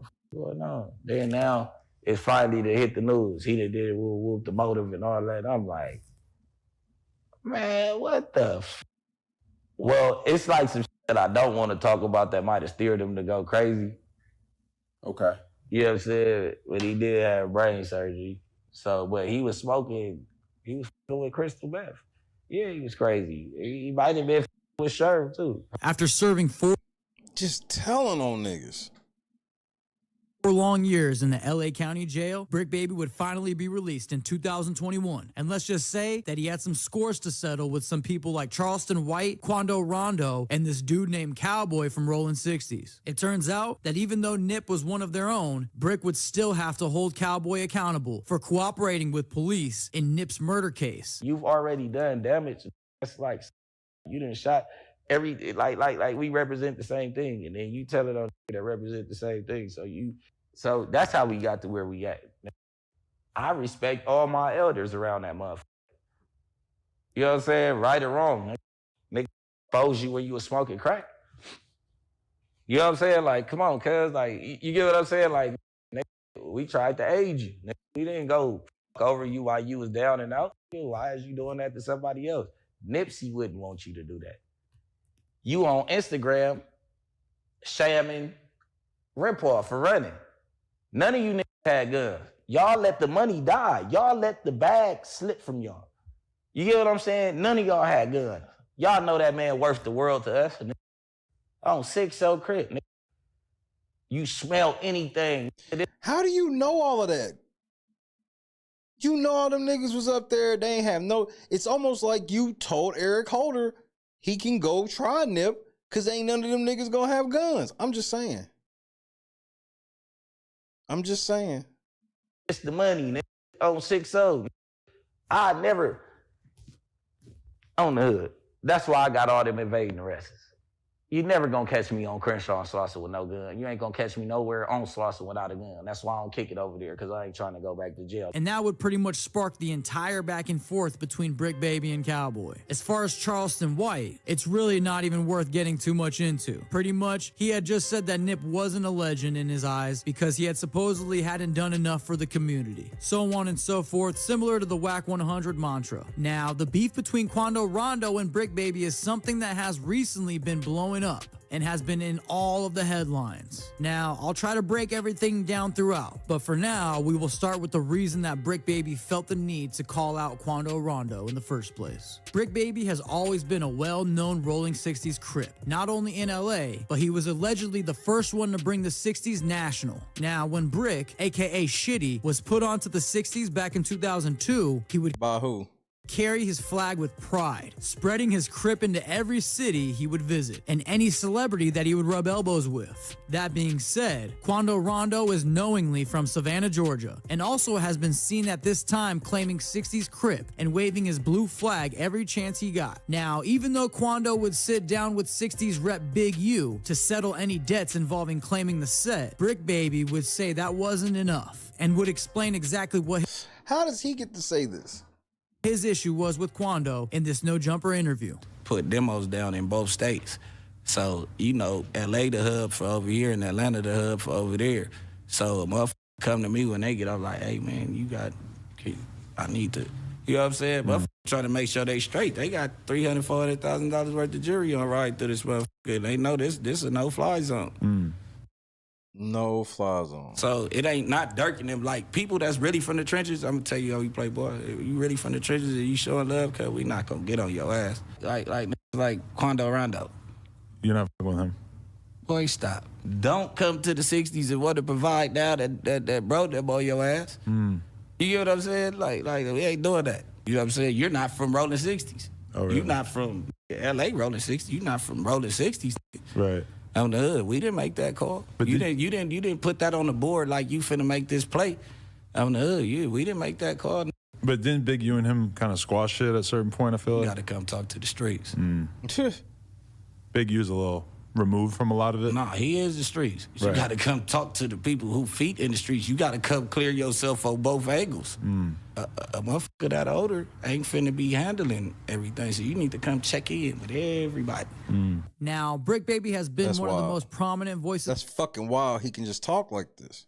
In the street at this point and has put in a ton of work and sacrifice for his reputation. And it seems that all the huge rappers he interacts with have positive stories to share about Bricc. And even at this time, the late Draco the Ruler would shout out Bricc Baby on his track titled Time Freestyle. Great bags will go upside his head up in there. It's some shit on me, I'm a shit show in the 60s. That's Bricc Baby, got the clip hanging, Scottie Pippen. Never listen when a broke nigga talk, pay attention. Draco the Ruler had you in the song. Now, with all of this controversy surrounding Bricc Draco the Ruler dead. Baby's name, after his release, he knew that it was a perfect opportunity to drop his project titled 6 Bricks The Re-Up on December 20th, 2021. Can that be any more of a satanic ass mixtape cover? Yo, the devil's in full effect. On this tape, he has a feature from I Swear Vezzo and also a track titled Do It For Nipsey featuring New Jack and Pee Wee Longway. Now, even though Bricc was surrounded by beef as soon as he was released, he also had a ton of motion after dropping this project and doing interviews across all the major media platforms. However, soon, Bricc and the entire world would get news that would take hip-hop by storm. International artist and close friend to Bricc Baby, Young Thug, had been picked up on a federal RICO indictment, which But Bricc Baby, they pulled everybody else and even anywhere near that shit in. But they ain't want to talk to Bricc Baby. To this day, has become one of the biggest criminal trials in history. Now, as far as the status of the Thug trial, there are positive recent updates, but nothing is ever for sure in cases like this. But we do hope that he comes home soon. Free Young Thug. After news hit the street, anyone that was affiliated with Young Thug and his YSL conglomerate, including Bricc, would be walking on eggshells with paranoia in hopes to steer clear of any interaction with law enforcement. But for known figures like Bricc Baby, this seems to be almost impossible. Now, in order to begin the next segment, it is important to understand the feud between Quando Rondo and Lil Durk. Unless you've been living under a rock, then you know that Lil Durk lost the great King Von back in November 2020 after a conflict between Quando Rondo and his affiliate Lil Tim outside of a club in Atlanta. Since the murder of King Von, the slogan "Slide for Von" was going viral, insinuating that Lil Durk and OTF had an obligation to get back on behalf of King Von. Now that we are up to speed, let's bring it back to August 19th, 2022, where Quando Rondo can be seen screaming for help after his cousin Lil Pop was murdered in West Hollywood during a hit that was allegedly targeted for Quando to begin with. Now, it wasn't until recently, on October 24th, 2024, that Lil Durk and 5 others were arrested under an alleged murder-for-hire plot for the death of Lil Pop. Now, Bricc Baby has not only been known to have ties with Lil Durk and OTF, but in the Lil Durk indictment paperwork, there was a person under the label Co-Conspirator number 4 that they say that's you, Bricc.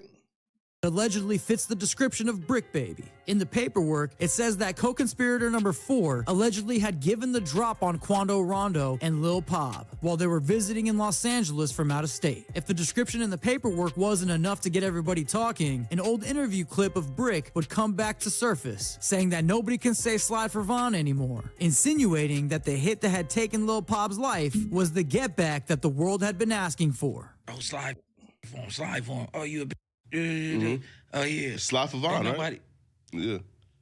They say you can't say that no more. Why the fuck Flacco's thighs be looking like that, man? That shit is just outrageous, nigga. Why? Oh, yeah, because of... Wait, no. Like, They who died? say you can't say that no more. Oh, because of FVG Cash? Or who? Nah, because Lil Pop. So, let me ask you, when he said this, OTF knew he said that then. Why ain't they do something then?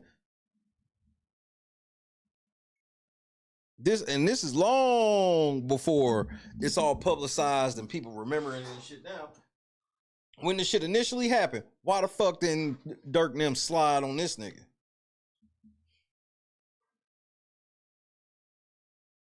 R.I.P. Lil Pop. Now, let's get back on track here. So shortly after the death of Lil Pop, Quando Rondo would publicly denounce his affiliation to the Rollin' 60s Crips. Quando would also say in interviews later that the Lil Pop situation was not the only reason that he decided to put the flag down and stop gangbanging, which also led people to believe that Bricc Baby had something to do with Quando making the decision to stop banging the 60s. Bricc would speak out regarding Quando's decision to drop his flag. I've never seen the that just plays victim so much, bro. Like, on the dead homies and keep pulling up, shooting at me, or just claiming that they shooting at me, we going to go score. And that's why I f with the other side so much, because it's like, them niggas is gangsters, cuz. You not no gangster, cuz. You going to keep playing victim.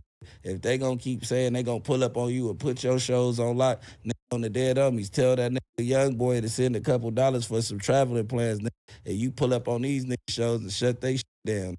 On the hood, Crips don't get victimized like that, nigga. On 6-0, not 60s, nigga. We ain't finna keep on. So what Bricc Baby is referring to is when Quando Rondo, nigga, they kept getting his shows shut down.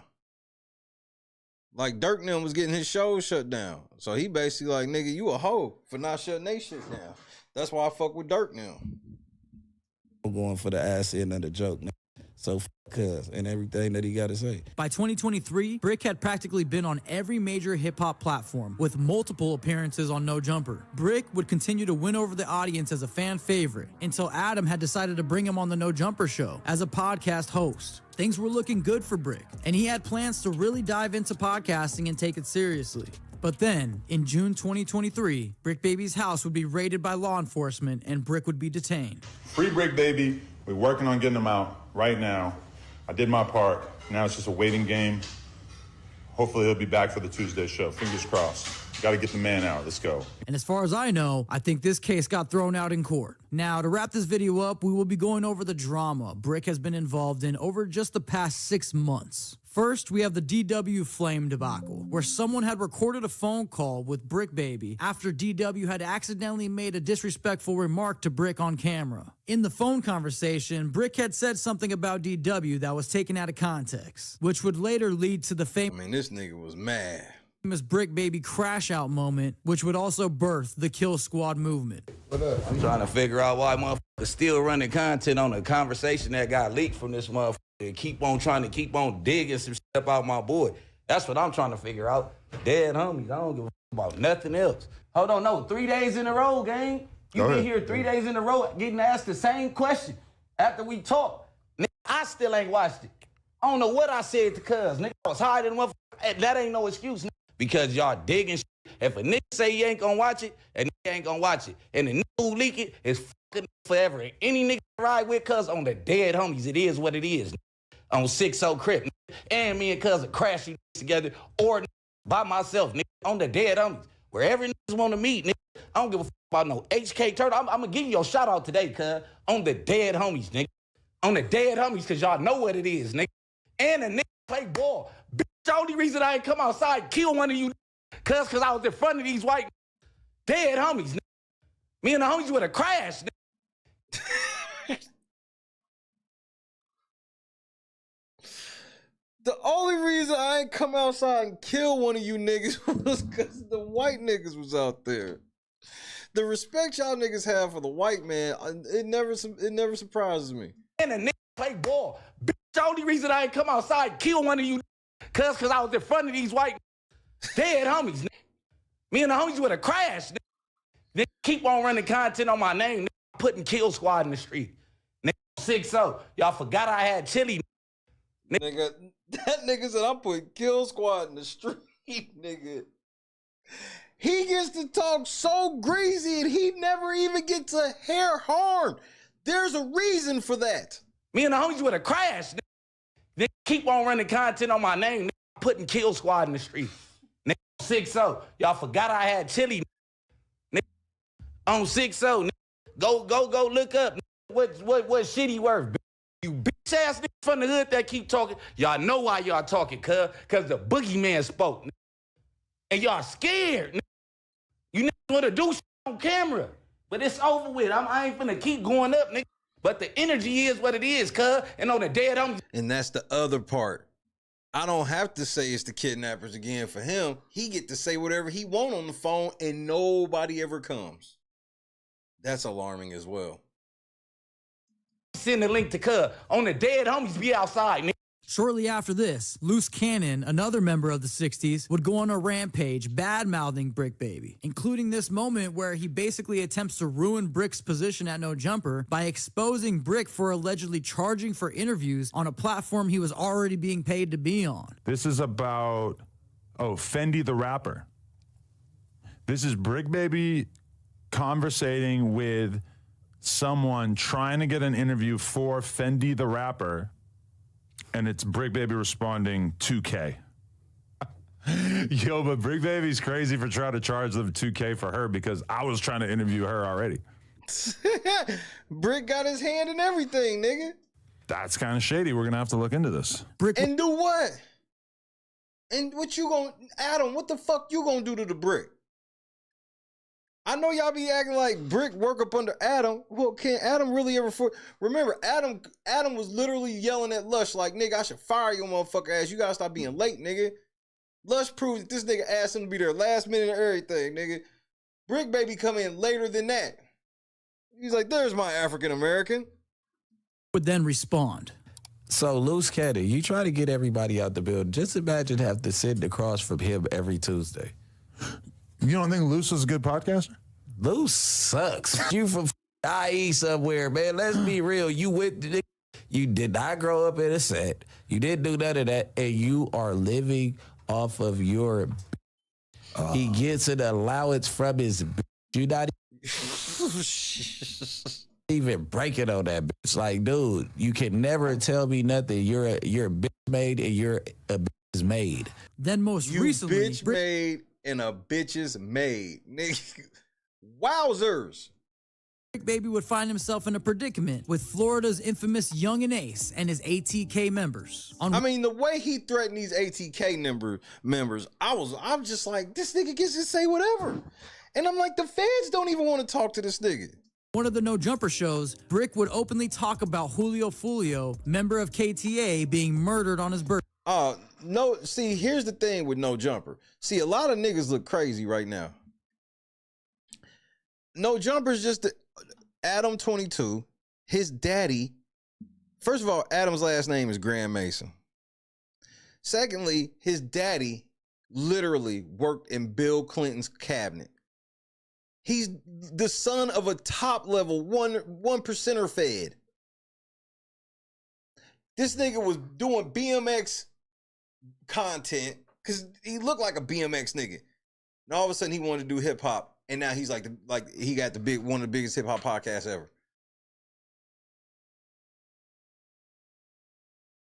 So he's in the same lane as Vlad. Vlad actually, like, Adam's the whole plug, but I've started to notice that, like, Bricc Baby is too. Birthday, and how since then 6 ATK members had died as get back. Been like bodies dropping, like we might need to double back. I haven't been 100% tuned in. So what? There's a shitload of Florida shit going on. A lot of what's the Young Ace, his boys. Yeah, been dropping like 6 of them. This nigga just 6 ATK niggas just dropped. Wouldn't take long before members of ATK would speak out on the situation, saying, "Lost 6 what? You motherfucking podcasters are insane with the lies." So speak on niggas don't gotta go to Florida. Guess what you Florida niggas gotta do? You gotta go to Atlanta, you gotta go to LA, you gotta go to New York, you gotta go everywhere where the gangland at. Nigga, better watch your mouth for a nigga to get to smushing on shit. Every time I say something, I say shout out to ATK, KTA, whatever the going on, nigga. RSC, Ruthless, Scandalous, Crafty. Dead homies and you they can't come down here no more. Ain't none of you niggas come down here for BET, Grammys, anything, nigga, till you clear that shit up on the internet, we spanking you, nigga.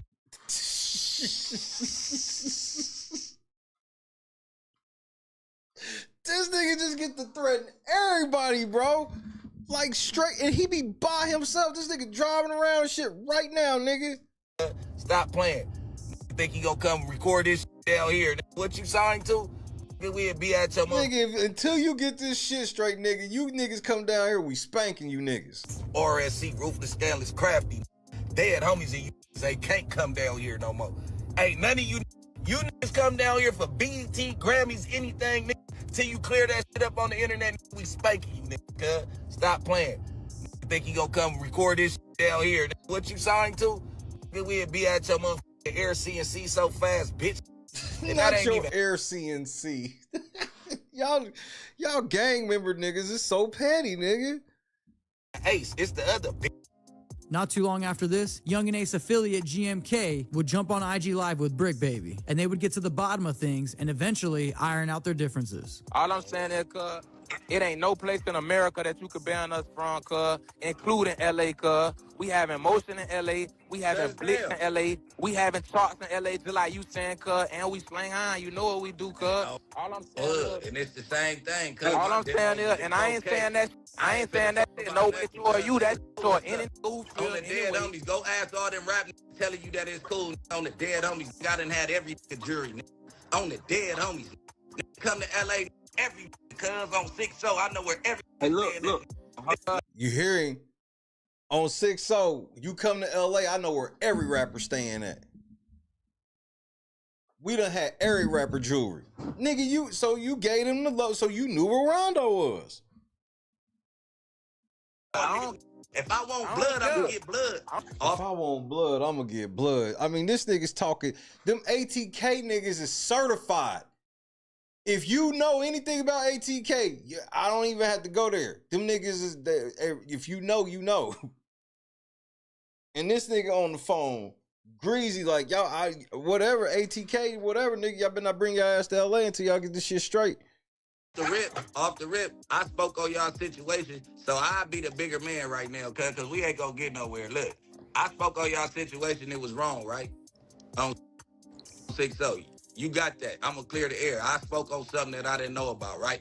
Bricc has also recently gone on stream with DJ Academics to clear his name from being co-conspirator number 4 in the Lil Durk murder for hire indictment, and would also go at it with Whack 100 over this topic. However, Bricc Baby has always been known to be in the mix, and always ends up in a privileged position because of it. Now, people have a lot of mixed feelings about Bricc Baby, and sometimes more than not, it seems to benefit him directly. One thing's for sure, whether you like him or not, Bricc Baby's contribution to hip-hop is something that cannot be taken away from him. And regardless if Bricc is wrong or right, he will continue to capitalize on the many opportunities that come his way. But look, let's look at this shit from this other perspective, though.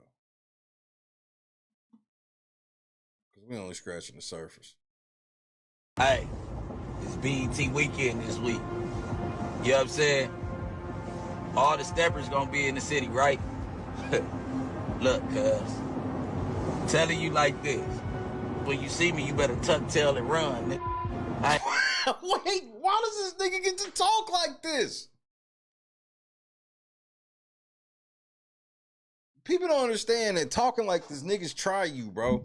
If you get to talk like, you should always worry if a nigga is talking greasy, super greasy, and nobody ever does anything. Almost to the point where people act like you know that this motherfucker know everybody, but for some reason, everybody act like they don't hear him when he's saying this type of shit, though. But then there's all types of proof he know all these niggas. Ain't gonna lie to you. That nigga said, BT weekend, nigga, I ain't gonna lie, when you see me, you better tuck tail and run. In the city, right? Look, cuz, telling you like this. When you see me, you better tuck tail and run, nigga. I ain't gonna lie to you. It's my weekend. And 6, I got a dime on Charleston Whitehead. How does he get to do this? He just put 10 bands on Charleston Whitehead.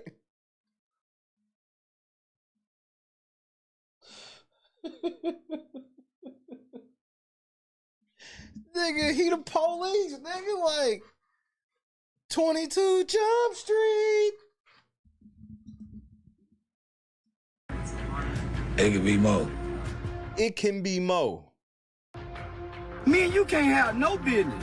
You threaten to put money on my life. I'm a victim of a crime against a gangbanger like you, and you out on fair. No. Charleston White has gotten everybody who's tried him locked up.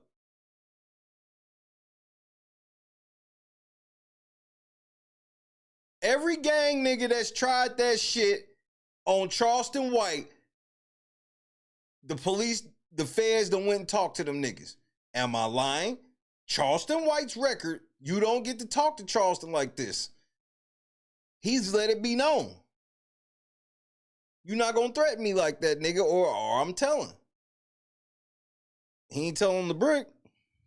I don't want to fight. I don't want to box. Keep on running content on my name. I'm putting Kill Squad in the street. Oh, yeah. Slap for Vaughn, right? Yeah. They say you can't say that no more. Why? Oh, yeah, because of... Wait, no. Like, who died? You can't say that no more. Oh, because of FBG Cash? Or who? Nah, because Lil Pop.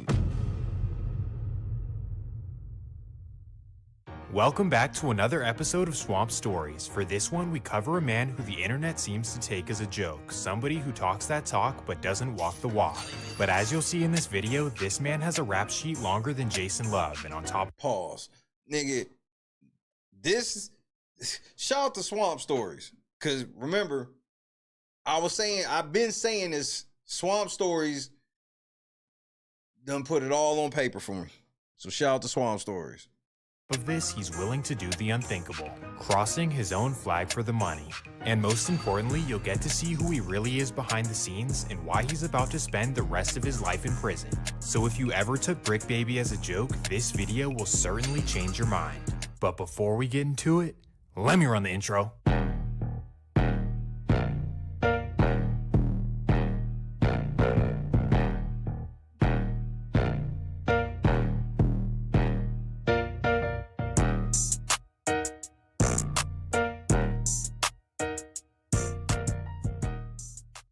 The story begins on Bedford Avenue, located in the notorious Overhill section of the Rolling 60s. Here is where a boy named Zaire Mitchell was born to a notorious Los Angeles family. Not notorious on an official or legal level, but notorious in the sense that they were known as a serious hustling family. So given their potentially dangerous lifestyle, they smartly decided to let Zaire stay with his grandma whenever they were handling business. Basically, throughout his younger years, he was between his mom's house on Bedford and his grandma's house on Donview Place. I say that to say that his family always wanted to put him in good positions, and that included sending him to private school as well. So growing up, Zaire attended Price Christian Academy and was known as a straight-A student and standout basketball player. Now, I do want to point out that this isn't modern day or something, as the school is definitely located in the hood, but the point is that his parents put him in a good position. And early on, it was really paying off, as Zaire had a bright future ahead. But then, his parents would meet some people that would change his family's trajectory forever. While Zaire was in middle school, his parents would meet and build a relationship with Big Meech in South. Let's stop right there.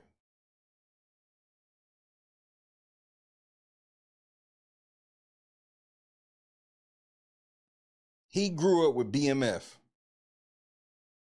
Big Meech just got sent to a halfway house. Southwest T, the founders of the notorious BMF. Ooh-wee, this took their hustle to a whole new level. Basically, they started with helping BMF expand to the West Coast, but then they were actually invited to live with them in Detroit. This was a financial opportunity of a lifetime, and Zaire's parents would take up on it and flee to Detroit. Obviously, they would leave the kids back home to be raised by Granny, and this is when life would start to derail for Zaire. Once his parents left, he began to veer towards hanging out with his cousins in the hood, who happened to be notorious Rolling 60s members. And unfortunately, as soon as he was introduced to the lifestyle, he knew that he wanted to be a part of the streets. But because he was only 11 to 12 years old, his cousins refused to put him onto the hood, and as a result, Zaire tried to create his own gangs. And we started some called Inglewood, California Crip. How did you start some shit? I'd love to know what that means. Me and my best friend Envelope. Then, after giving up that idea, he decides to join something else. From there, I joined a clique called CIP, and it was completely irresistible players. And the police end up documenting us in the gang files as Crips in Progress, CIP. So they changed it from completely irresistible players to Crips in Progress because we was getting into so much shit in the area. That don't even make sense, but you got it. So that was really my introduction. So now as a middle schooler, Zaire is roaming the West LA streets as an unofficial gang member. But then his friend's uncle would find out about this, and things would not be good for them. Well, not in the way you'd think. Instead of being upset that they're in the streets like any responsible adult should, he was just upset that they didn't join his gang. Uncle Mike, he found out we all was from this clique.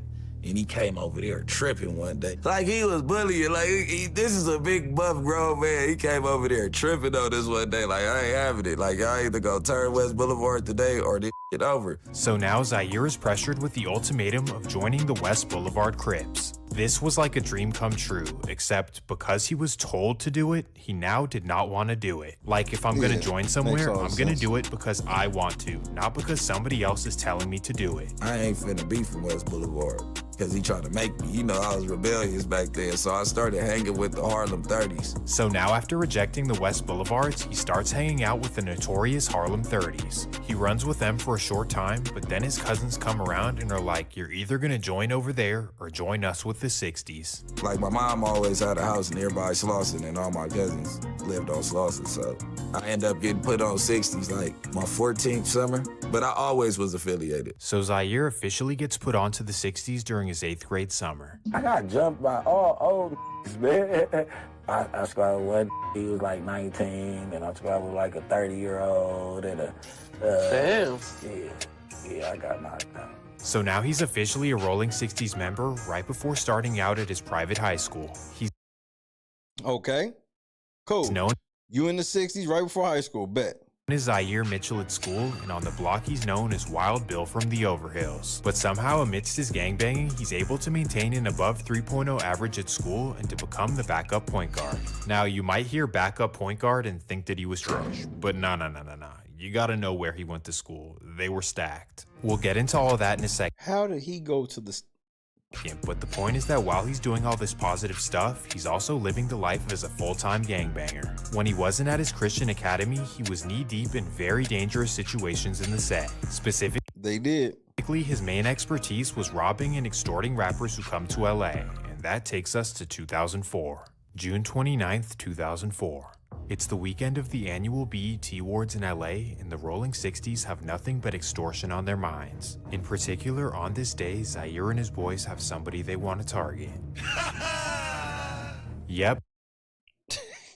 That's right, Jeezy the Snowman, and they desperately want that chain. Why him? Well, simply because he has the shiniest chain they've ever seen. We've never seen nothing like this. You gotta think, LA, like the real Gotti diamond jury, diamond in each link, like this has never been done in LA yet. The rapper's jury is very feasible. It's like if you get you some rapper jury and go to the jeweler, you up a couple $100,000.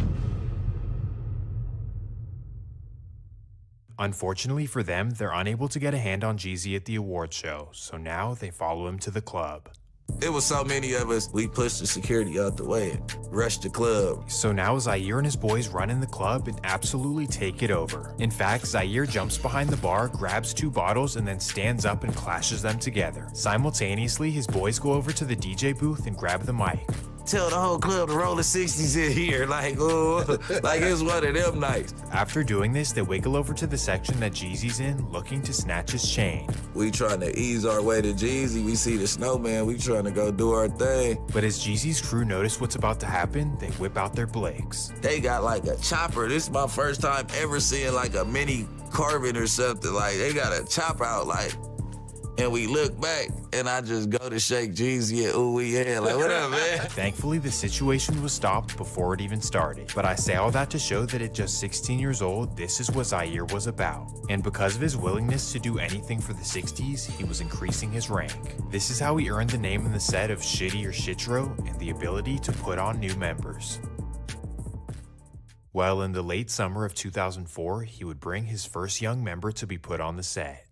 This would be a young friend of his by the name of Eric Holder. Eric was only 14 years old, but already thirsty and ready to put in work in the set. So of course, Zaire brings him to the set, puts him on, and he earns the nickname of Lil Shitty. Big Shitty and Lil Shitty, a duo that would forever make history in the set. So being a big homie at just 16 years old meant that Zaire had a rider by his side. At first, this meant protecting the trap, which happened to be Zaire's mom's house. This is where you could find a whole lot of money, jewelry, and illicit items inside. So because of Zaire, his mom's house became the hangout spot for the Overhill 60s. My house was the spot. She had money and shit. So, how did you get this crib? By the name of Eric Holder. Eric was only 14 years old, but already thirsty and ready to put in work in Robert, Gus, break out the fucking Methuselahs. Bring it to Methuselah! Shout out to the whole squad. What up, Gus? What up, Robert? The set. So of course, Zaire brings him to the set, puts him on, and he earns the nickname of Lil Shitty. Big Shitty and Lil Shitty, a duo that would forever make history in the set. Big Shitty and Lil Shitty killed Nip. How does Bricc Baby get to be all this close to all this murder and shit, and y'all niggas be thinking it's cool? He close to Pod murder. He close to Nip murder. He's speaking on this shit. He's speaking on that. All right, bro. So being a big homie at just 16 years old meant that Zaire had a rider by his side. At first, this meant protecting the trap, which happened to be Zaire's mom's house. This is where you could find a whole lot of money, jewelry, and illicit items inside. So because of Zaire, his mom's house became the hangout spot for the Overhill 60s. My house was the spot. She had money and shit in the house and a lot of jewelry. So she let all the gangbangers kick it at the house because she had control of us. I had control of my homies, but we was like the security blanket. Now how did you have control over your homies? Remember, as he's committing felony robberies and hanging out on the block, he's still enrolled in private school and playing on the basketball team. That don't even make sense. That sounds like some made up cop shit.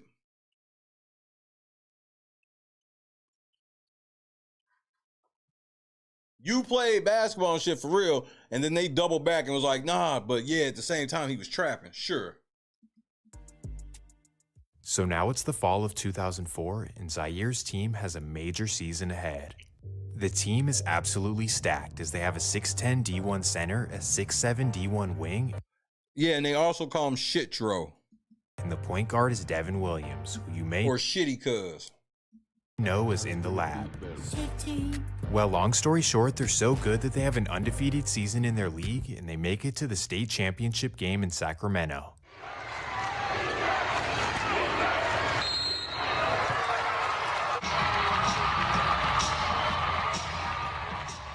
They won the state championship.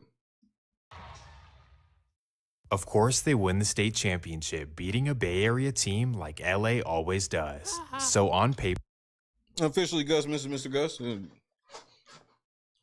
Squad threw me off. Everything in Zaire's life is looking good. A good GPA, winning a state championship, and also getting noticed on the AAU circuit. In fact, he was playing so well that he skipped his senior year of high school to go play at a basketball prep school in Mississippi. Now you'd think that with this great opportunity, Zaire would go into it with a positive mentality. Now that I'm out of state, I'm going to leave the gang stuff behind me and simply focus on basketball. But sadly, for whatever reason, he simply cannot let the street life go. So right after his senior year at the prep school, he catches his first case. As he's now pay attention. Riding around Mississippi in a car with no registration, the troopers get behind him. And because he has an illegal weapon in the car, he decides to take him on a chase. Okay, he took the police on the dash. So he bends a few blocks, giving him enough time to roll down the window and throw out the clip and then throw out the weapon. So then after getting rid of it, he rolls his window up and then pulls over so they can talk to him. Unfortunately for him, the officers did see him throw it, so they go around and they end up finding it. At this point, everything he's worked hard for is at jeopardy. He could quickly become a felon. However, because of a technicality in Mississippi law, he gets off with a misdemeanor. Through the gun. Okay, everybody gets one. So they found the gun with no clip. That's a misdemeanor. Because it wasn't like... Well, while this is going on and he's sitting in a jail cell, he does receive some very good news. And while I'm there, I get an acceptance letter from Clark Atlanta University. So now he has the amazing opportunity to play on Clark Atlanta's basketball team and to go to school for free. Well, after presenting this to the court, the judge thankfully allows him to get out of jail just 2 days before orientation. What day do you start orientation? He let me out 2 days before orientation, so I couldn't do no gang banging or nothing. Wait a minute. Wait, you took the police on a police chase, throwing guns, magazines, and shit out the window. It gets dropped to a misdemeanor, and then you get to move to Atlanta 2 days before orientation. Bro, pay attention, man.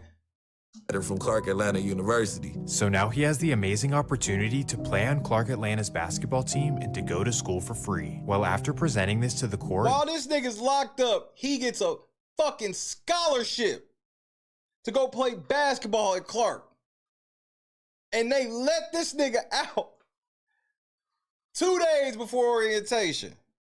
The judge thankfully allows him to get out of jail just 2 days before orientation. 22 Jump Street.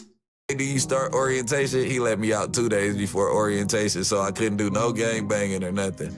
So now everybody's like, where you come from, nigga? Oh, yeah, I just got out of jail. And you on our basketball team? Yeah. This was a close call, but thankfully they let him off easy and he's able to now focus on, well, is he? Oh, hell no. You'd think that catching that case would scare him straight, like everything I've worked hard for almost was out of my hands. Like now I'm gonna focus on basketball in school and definitely stay out of trouble. Right. But nope, Zaire's entrance to Atlanta would be quite the opposite. As soon as he touches down in the city, he links up with his Rolling 60s cousins who now run with BMF. So while wait a minute.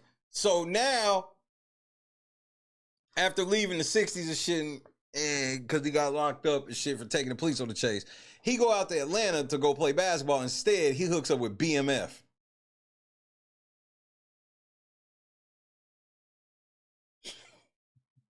Classmates are sleeping in the dorms and kicking it on campus. He's with Big Meech at the club and sleeping in his mansion as well. So I'm the youngest little dude, you know what I'm saying? Young in the club, 17, 18. I'm with Meech and them though. And as soon as he was introduced to their lifestyle, he fell in love with it and was willing to do anything to impress Big Meech, including trapping and moving weight while being a full-time college student. So just like that, an 18-year-old Zaire is risking his freedom once again. And unfortunately, during his second semester, it would all catch up to him. I bet it did. While heading down the interstate with 75 pounds in his car, a Georgia... How did he get 75 elbows? He had no job. He an out-of-towner, and he came and was getting weight. Come on, man. Georgia State trooper gets behind him. He throws some of the bags out of the window, but unfortunately they catch up to him before he can get rid of it all.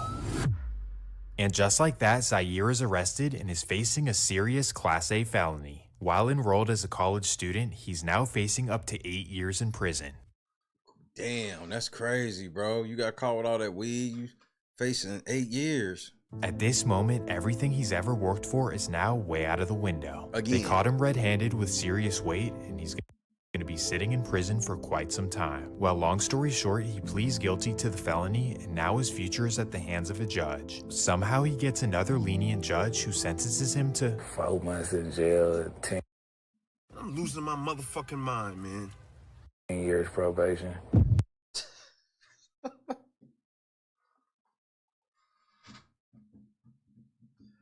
He get caught with major weight after already having a prior gun case and taking the police on the dash. He get caught with major weight, 4 months.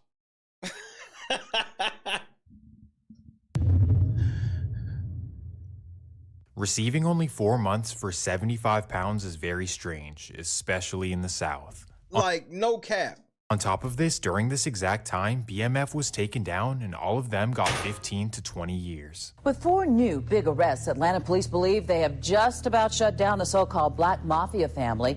And as our Julia Harding reports, these suspects were hiding out in one of the city's most popular areas. Anyone tied to BMF typically has an extensive criminal history, so we consider. But Bricc Baby never even got questioned. Like, Bricc Baby was super close to BMF, super close to YSL, super close to OTF, super close to Pee Wee Longway now.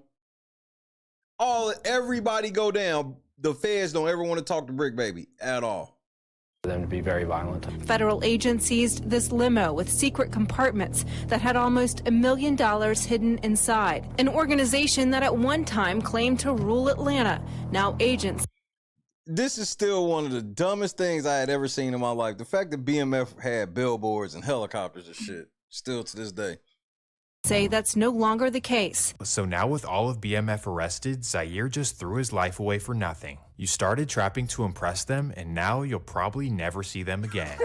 So now that he doesn't have a school to go to or a crew to hang out with, he only has a choice but to return. And then, after, notice the pattern.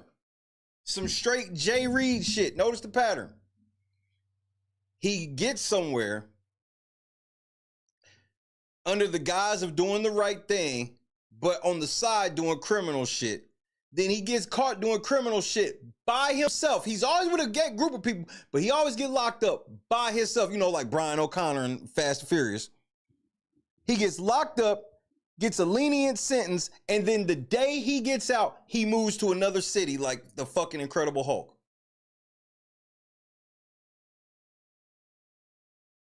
Takes the cops on the race.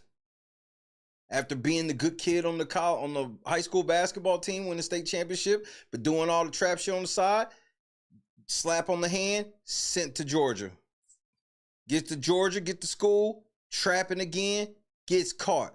Sent back to LA. Back to Los Angeles.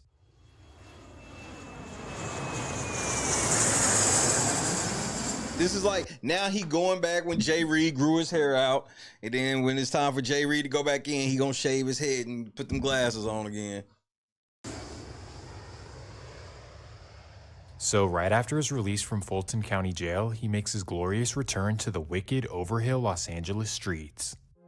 It's now the fall of 2006, and Zaire is back to ground one, hanging out with his 60s homies in the hood. He's now just another failed high school athlete who's back in the hood doing absolutely nothing. We all know some of those, don't we? But not only is he doing nothing productive, he's also in the process of risking his life every single day. Why, you might be wondering? Well, because while he was in Atlanta, his little homie Eric Holder was causing havoc in the streets. So upon Zaire's return to LA, he was putting his life in immediate risk. So, remember how some people was flirting with the idea that Eric Holder was a Fed sent to do the shit? I always thought that was silly until, like, here lately. I think that shit got a little merit, nigga. This Eric Holder nigga come out of nowhere with motherfucking Bricc Baby vouching for this nigga. Vouching. To the point where they call him Little Shitty. He get close to Nip, all of a sudden Nip dead. Eric Holder's supposedly locked up with, and you know, he ain't never coming home, which I don't know how. Remember, they told me that Eric Holder was dead on arrival wherever he went. I ain't never seen a scratch on this nigga.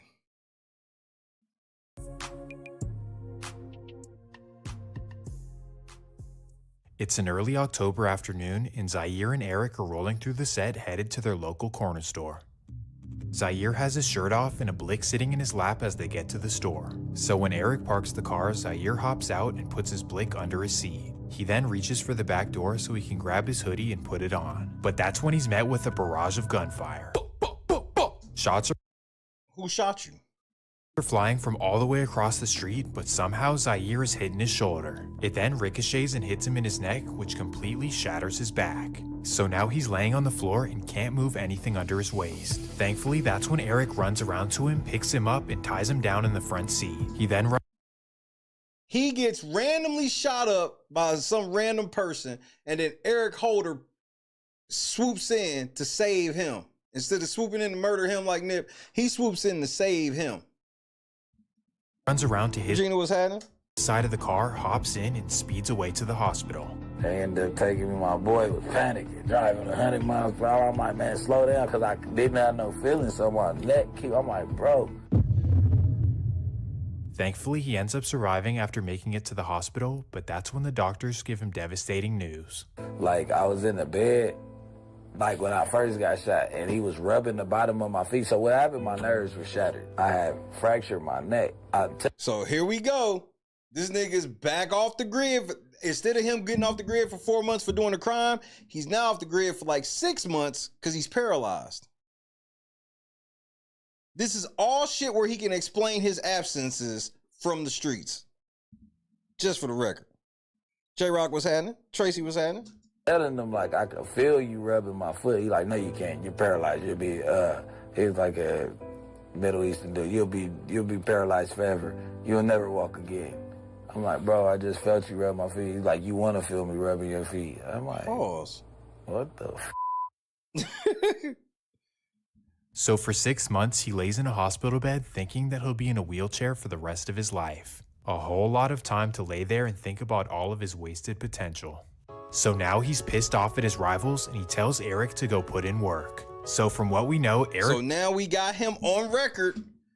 Now, allegedly, he's on record that he be sending motherfucking Eric Holder to put in work. Holder immediately hit the streets and started knocking down rivals. So not only did he save his life, but he also allegedly eliminated those who did this to his friend. Eric's loyalty to Zaire was unparalleled. He was basically forever indebted to his life. And here's why I believe that. If you ask Bricc Baby who shot him, he gonna say, man, I have no idea who shot me. Well, after months of being angry in a hospital bed, a miracle comes out of nowhere. We sitting inside the hospital, we watching. And then they told him he gonna be paralyzed for the rest of his life. So after 6 months, the streets forget about him. And then magically what?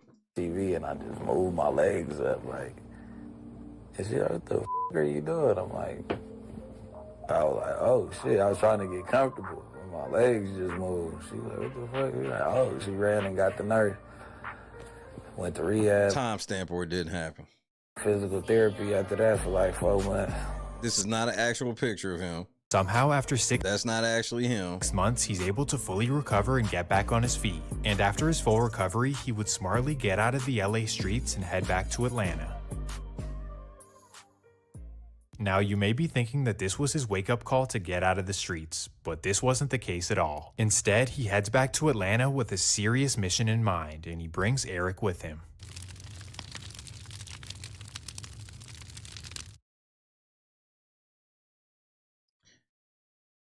But that's the thing about being a well-known shooter, right?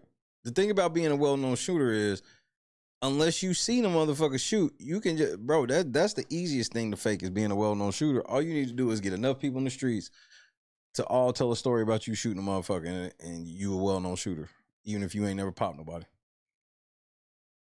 Basically, not saying that's what it is, but I'm just putting that out there. He wants to become the king of the streets, the powerful leader of the Georgia Rolling 60s. At this time, and really still to this day, the streets in the South had absolutely zero structure. Nobody listened or followed orders from anyone, and it was pretty much every 6 months, Potato. Shattered neck, all the nerves. 6 months, I'm back. They said he was never gonna walk again. He was fully back in 6 months. Man for himself. No certified OGs, DPs, put-ons, none of that. So essentially what Zaire was trying to do was bring the Los Angeles way to Georgia, where he could have people under him and serving anything he wanted. So in order to do this, he hit the streets hard and recruited new members, guys who were under him and who would do anything he said. And in the process, believe it or not, they took over some serious hoods, and this is how Zaire truly made his name in Atlanta. From the notorious Four Seasons apartments, the West End, and a Southside hood known as Shady Park. While in the process of expanding the set, Zaire unfortunately brought some havoc to the streets. In typical LA fashion, he began robbing and extorting rappers, a trend Yeah, just like, yeah, he was robbing, extorting niggas. that Atlanta had never seen before. No, that's somebody I robbed that was Gucci best friend. This is how he becomes known for robbing in Atlanta, somebody that you'd rather have on your side than against you.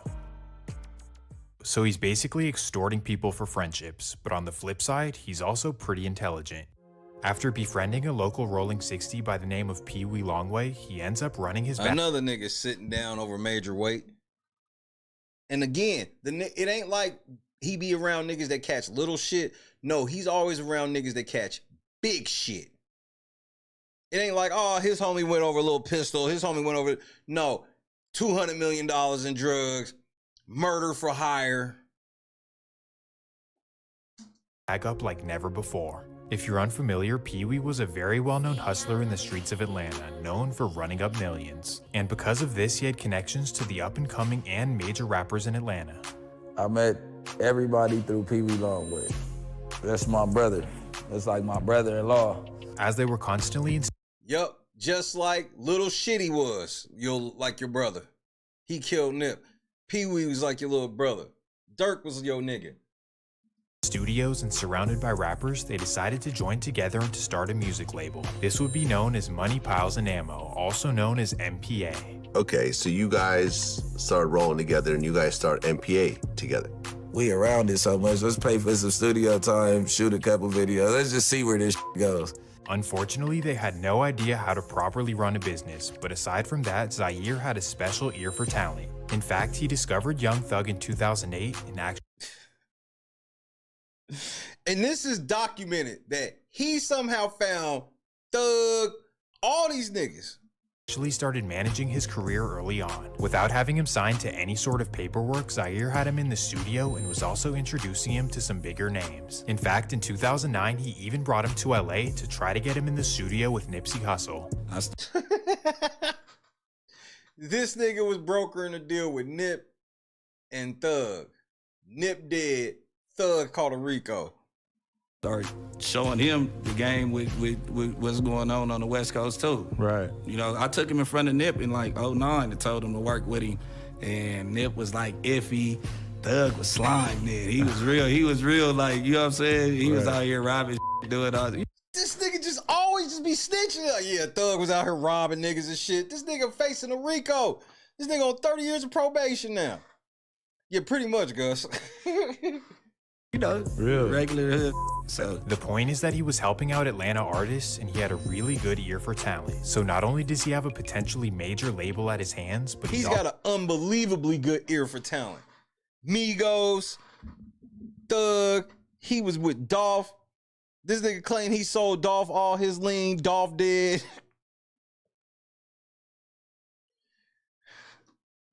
also doing pretty Cause he can, apparently. That's why I'm like, he get to say what he want. Don't nobody trying. well financially. In fact, in 2009, he copped a nice condo in Sandy Springs, a fly whip, and you know, he was just doing his thing. Once again, things are truly looking good for him, but sadly, this is when he's met with some terrible luck. October 22nd, 2009.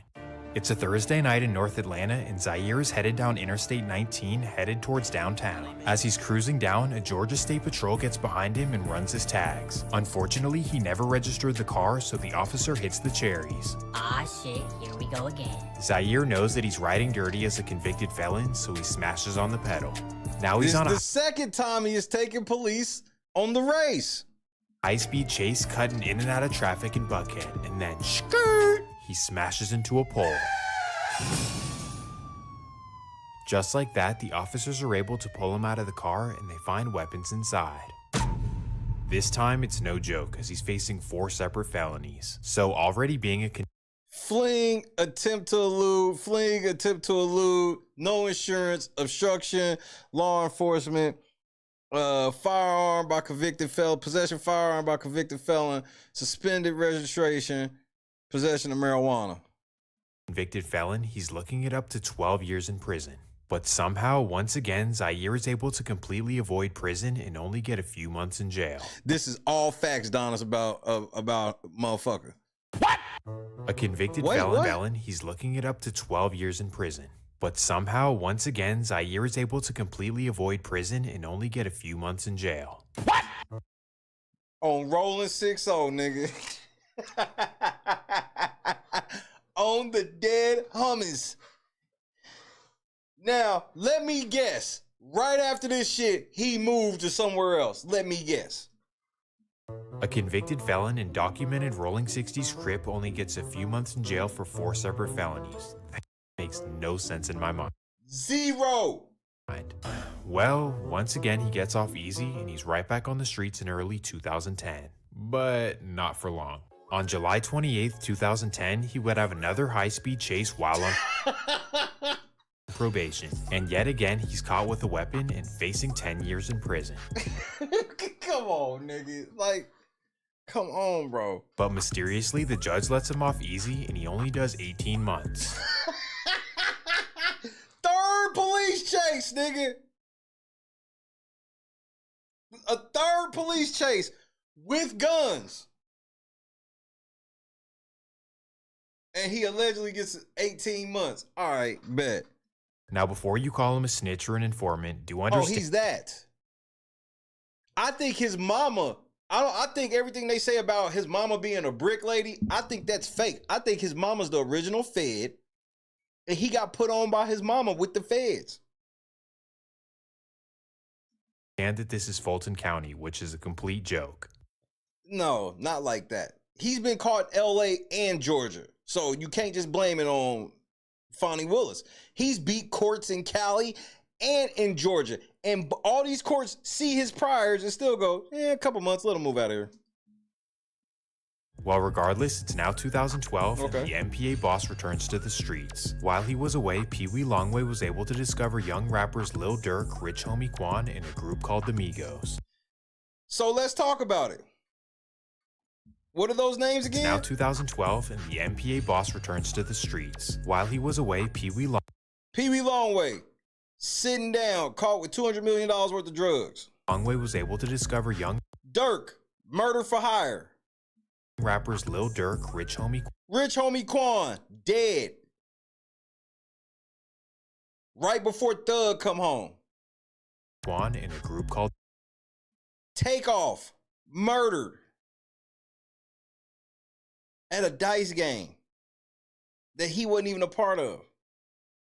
The Migos. Rich Homie Quan before he came out. I'm hearing 21 Savage before he came out. So it's 21 Savage got picked up by ICE They was deporting this nigga. Now he back, and nobody finds anything weird about this. As soon as Zaire got out of prison, he was connected with them and actually started helping their careers. Not only did he pay for their studio time and connect them with rappers, but he also provided them with protection. Dirk being an outsider from Chicago and the Migos being suburban wannabes, they Grizz, what's happening, cuz? both could use some protection. But most importantly, the biggest thing he provided was protection whenever the rappers went to LA. In fact, he even brought Future to LA for the very first time. Future might be the feds too. You know what I'm saying? I've been that person, like bringing them out here. Like I had Future, I turned LA on the Future. I was listening to Dirty Sprite 1. You know, I brought them out here to do a song with Nip. Essentially, he was every rapper's right. Of course you did. Connection whenever they'd go to LA. He was the first and only call.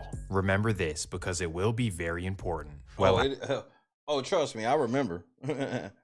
As we know, everyone around him and Pee Wee was getting rich and famous during this period. And after a while, they got kind of tired of being the guys in the background, and they wanted to try rapping for themselves. So Zaire would become MPA Shitro or MPA Bricc Baby, and Pee Wee was still Pee Wee Longway. Early on, things were looking bright for the duo as they had the help of Dirk, Future, Young Thug, Gucci Mane, and more.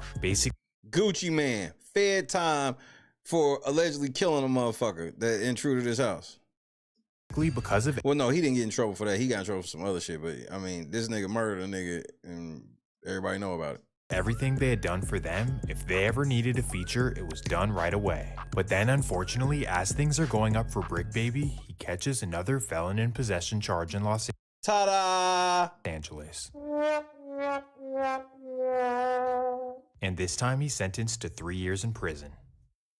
As he's sitting in a lonely prison. So now he finally gets a little bit of time, seems like 3 years. But what happens while he in there? Prison cell, everyone around him is getting rich and famous. Young Thug signs with Birdman and blows up. He moves out of the way, and now all of these niggas ascend finally. It's almost like Bricc was holding them back. Bricc go to sit down for a supposed 3-year sentence. Dirk become Dirk. Thug become Thug. All these niggas become who they are. Future blows up, Lil Durk blows up, Rich Homie Quan blows up, Pee Wee Longway blows up. Well, kind of, but you get the point. Bro, Pee Wee on the Underground blew up.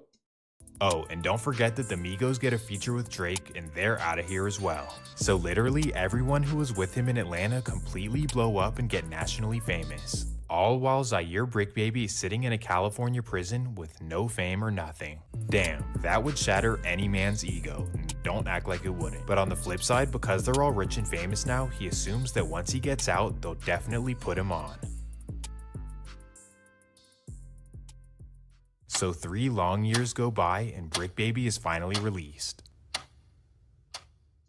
It's 2015 and Bricc Baby is finally home expecting a warm welcome. But as soon as he touches down, a harsh reality kicks in. These guys are not your real friends. Aside from Thug, now he's getting on record of having beef with all of these niggas. This nigga came home like, so where my shit at? They're like, who are you? And then slowly but surely, everybody fall. Everybody but Bricc fall. Pee Wee and Dirk, his friends were not there to help him out and pretty much wanted nothing to do with him. So that nigga's like, basically outside of Pee Wee and Dirk, fuck all you niggas. You know, you told me earlier that you've been cut off. People cut you off or something of that sort. My industry friends that I thought was my friends now. Free YSL, Gunna, Slime. Y'all did, you know what I'm saying? You already know, we ain't even got to talk. Long way. Are we speaking Dirk. like After everything he did for some of his friends in the industry, he really took it hard. It was broke, we could go through DMs, or when you was up and coming, we could do that. I just feel like they wanted to be around me when they was broke because they didn't have nothing. So now you a millionaire now, you don't want that type of pressure around. But you think I'm gonna turn that energy on you? You my boy. I love you. I wouldn't give a fuck if you. AKA, why them niggas is like, we can't have you around. You little shitty, like you or you big shitty. You gonna be getting into some shit. Then, nigga, I'm the feds, nigga. Y'all can have me around. Got $1 or $1 billion. I'm gonna treat you the same way. Bricc Baby was now a peon or an afterthought to many people he helped out, and this truly hurt his ego. Now, instead of being the guy who helps out rappers and protects them, he reverts to being the guy who wants to rob them. Wait, that's a transform. Don't come to LA. Unless your name is Dirk, Thug, or Pee Wee, you better tuck your tail. So as the streets tell it, Bricc Baby becomes the biggest chain collector in LA. Basically, he had his young Rolling 60s members doing serious homework in the streets. This included having them sit at the airport for rappers. Were they doing serious homework or was he just getting tips? To come to town and then following their cars back to their hotel. Then they'd relay all of this information back to Bricc and he'd do with it what he pleased. So basically, without them knowing, rappers were being tracked by Bricc Baby the second they stepped foot in LA. Then he and the Rolling 60s would wait for the perfect opportunity to strike, and then they'd get up on him and give me everything you got. So just like that, he went from being known as the helpful guy in the industry to the boogeyman. And because of this reputation, he would be featured on YG's notorious song, Don't Come to LA. Don't come to LA, raffles for their jewelry. Like, what?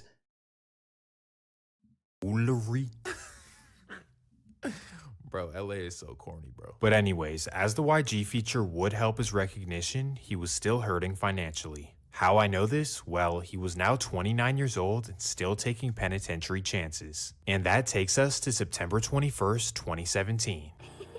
It's an early Thursday afternoon on the west side of LA, and Bricc and two Rolling 60s members are masking up for a lick. In particular, they aim to hit a high-end jewelry store in the wealthy Marina del Rey.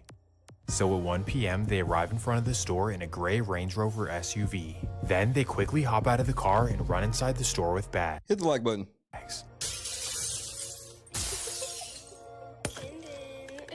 Once they're able to secure a few expensive items, they run out of the store and hop back in the Range Rover. Bricc then quickly speeds away, not realizing that LAPD are already behind him. After bending a few blocks, he hears the sirens and knows they're in trouble. So he instantly punches the gas and busts a left down a residential road. This is when he finally realizes that it's a dead-end street. So now he has no choice but to stop the car and run inside a nearby apartment. While he barricades himself in the lobby, police completely surround the area. And from here, a 6-hour standoff begins. Bricc Baby in the 60s versus LAPD.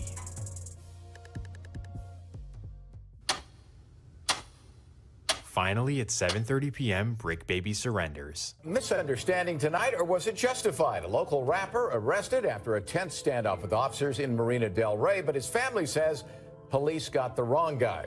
NBC4's Beverly White just spoke with his family and police. Beverly. That's right, Chuck. LAPD says it started with a 20-minute pursuit this afternoon of a man traveling in a silver Range Rover, and it ended when he ducked into this apartment building in the 13,900 block of Panay Way. How does he keep getting to take the police on the He keeps getting to go on the race, bro. I'm so confused. That music video from YouTube is of local rap artist Bricc Baby, the 29-year-old now in LAPD custody after a standoff in Marina del Rey, identified by his mother, who declined to give her name. Yeah, I'm his mama, but you can't have my name. The already 3-time felon is facing 2 more of them things. Because of his history and the severity of the charges, he's facing up to 15 years in prison. Definitely nothing to scoff at. Of course, his family doesn't want to see him go away for a long time. And because of this, they go on the news and blame everything on his co-defendant. His mom goes on the news and says, "My son didn't rob anyone. In fact, he doesn't even own a gun." And get ready for this one. His friend is actually the one who robbed the store, and Bricc only drove him away because of adrenaline. So she evidently threw his co-defendant under the bus. Wow. And I don't know, is this snitching? It's his mom, but yeah. Right, because remember, his mom's supposed to be the brick lady, but she out here just snitching in public. It's snitching, right? Well, long story short, Bricc is let off easy again as he's sentenced to 4 years in prison. And even though this isn't that much time, with 4 felonies on his record, 4 years in prison. This is unreal. What is he gonna do for the rest of his life? Obviously, this is a harsh reality for a guy in his 30s, but sadly, during his prison stay, things get even worse. The music world is more. So just so happens, when he finally gets what could be considered some real jail time, Nip died at the hands of his best friend. Grammy-nominated rapper Nipsey Hussle, who was killed in a shooting in Los Angeles. Hustle was shot multiple times yesterday in a parking lot outside his clothing store. What he meant to the community, if you want to look around right now, every single person that's out here spending their time here, they're here because he spoke to them in some way, he inspired them in some way, they related to him in some way. He meant a lot. He meant everything to the community. You know, he was an entrepreneur. He was employing people. He loved his community. He was encouraging them and empowering them to be more, to do more with their lives. So that's why we're here today. The city of LA, and more specifically the Rolling 60s, lost a legend, and unfortunately, Bricc Baby would learn from a prison cell. Oh no, I'm playing poker in the day room. So I'm playing poker, and a dude from Blackstone come over from Jungles. He come over like, shitty blood, like they killed Nip. I'm like, stop playing with the set. Immediately, I'm like, stop playing, bro. I get on the phone, I'm like, hey, what they talking about with Nip? They like, yeah. He just got killed. And I'm like, huh? How did somebody come into the parking lot and kill bro? Like, he supposed to be untouchable in this parking lot. You get what I'm saying? Like, Bricc is completely devastated and confused, and it gets even worse when he finds out who did it. His lil homie Eric Holder, the one who saved his life and put in work when he was paralyzed. And once he heard the story of how it transpired, this is what hurt him the most. Basically, he was with his girlfriend and he walked up to Nipsey in front of his store. And when he goes to dap him up, Nipsey refuses to shake his hand and calls him a rat. This is a major violation in the LA street code. You do not call someone a rat without paperwork, and especially not in front of their girl. So Eric, being one of the only actual steppers from the Rolling 60s, he feels completely played and wants to do something to Nipsey. So long story short, he goes to his car, grabs his blick, and walks back to the block. Then in front of an entire crowd of Rolling 60s members, he walks right up to Nipsey and lets him have it. After emptying his clip, he simply walks away as Nipsey's friends are frozen in shock. And because— How does this happen? He walks up like this, bro. I'm still can't believe this to this day. Because of how quickly and emotionally this happened, Bricc realizes that if he was there, he could have calmed down Eric and made everything okay. Well, I get wind that it. So you can send that nigga to kill, you can stop him from killing, but you just so happen to be locked up that day.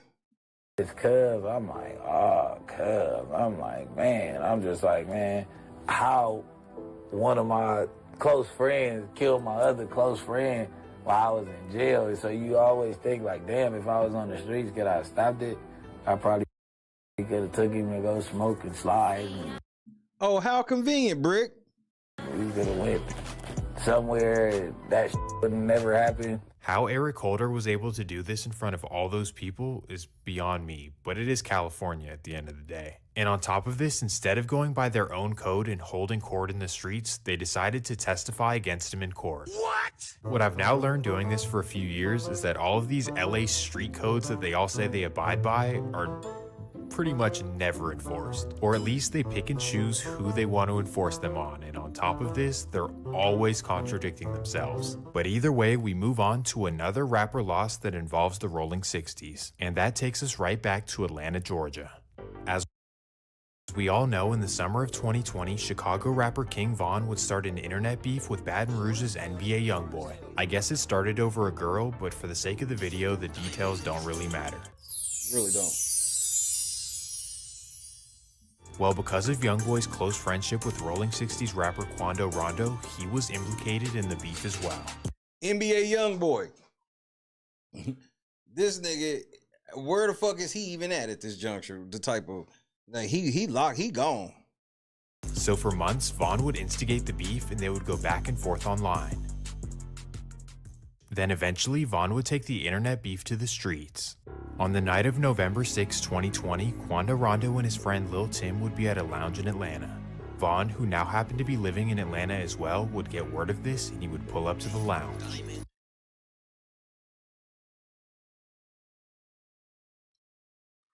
What if Bricc Baby gave the location to Quando Rondo the night that Pav got killed? Or not, the night that Von got killed?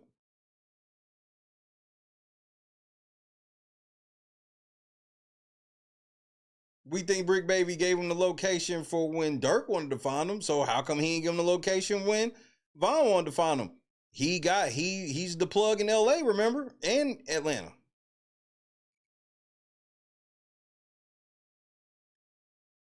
Because remember, all of Von people was like, I don't know who he talked to on the phone, but he had his driver take him without us even knowing.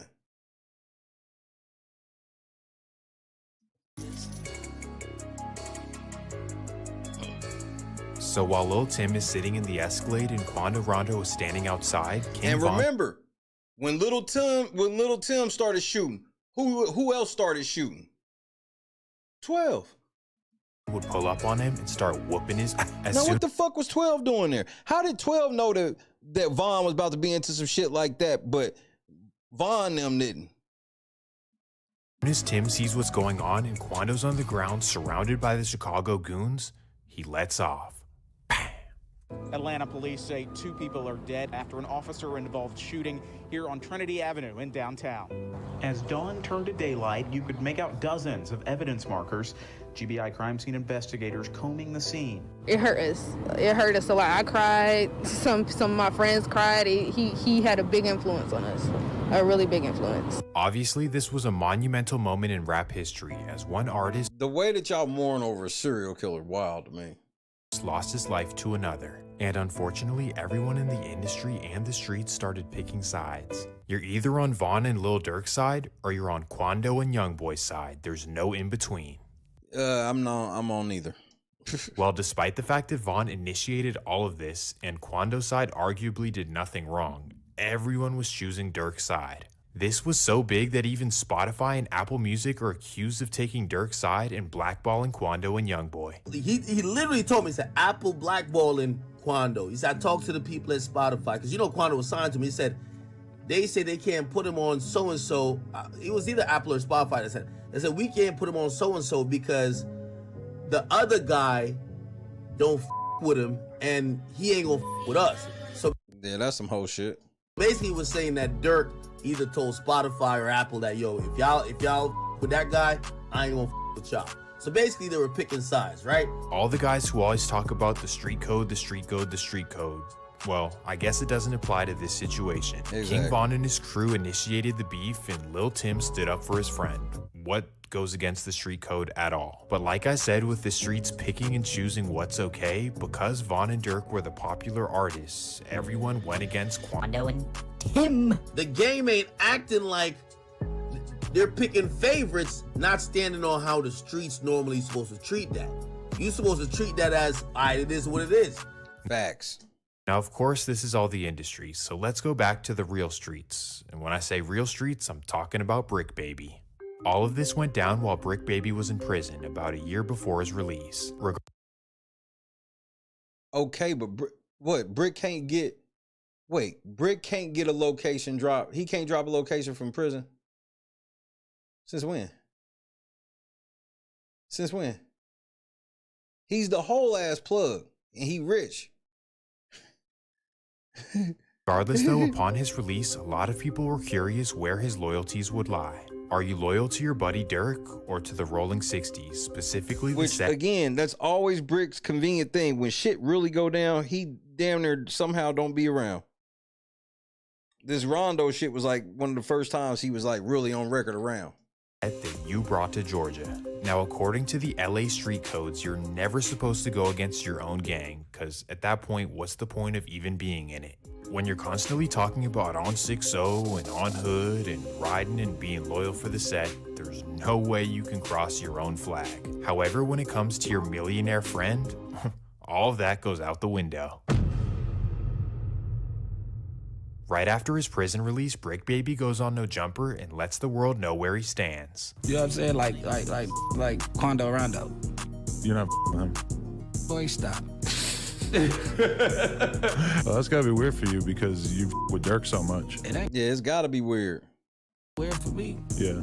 It ain't weird for me at all. You know what I'm saying? You're not from Rolling 60s. Oh, really? You're not from LA Rolling 60s. You're not from Rolling 60s.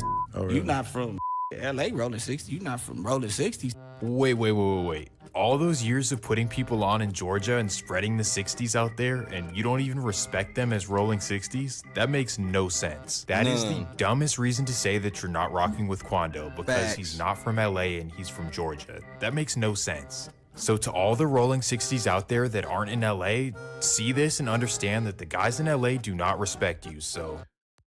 But how the fuck does Bricc speak for all the guys in LA? Why the fuck does anybody care what Bricc say? That's all I be wanting to know. If he, bro, where the money come from? How Bricc got money, bro? Bricc robbed his way to a millionaire. Bricc robbed his way to having a bag. Come on, man. Really, nigga? That's what you believe? He robbed his way to a bag? Because that's the more likely thing, is robbing your way to a bag.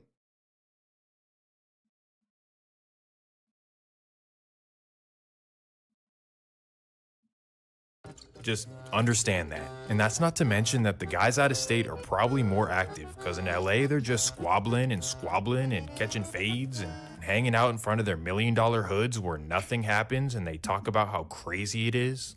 But the point is that Bricc Baby did the unthinkable and went against his own flag for his millionaire friend, going against everything he's ever said he stood for. And that just shows you the true character of Bricc Baby, just grimy and slimy. You really from the trenches and you showing love, cause we not gonna get on your ass. You get what I'm saying? Cause you got it like how we got it. Cause you got it like how we got it. Cause you got it like how we got it. It's these pretending ass niggas. You don't have a hood that you taking care of. You're not from the hood.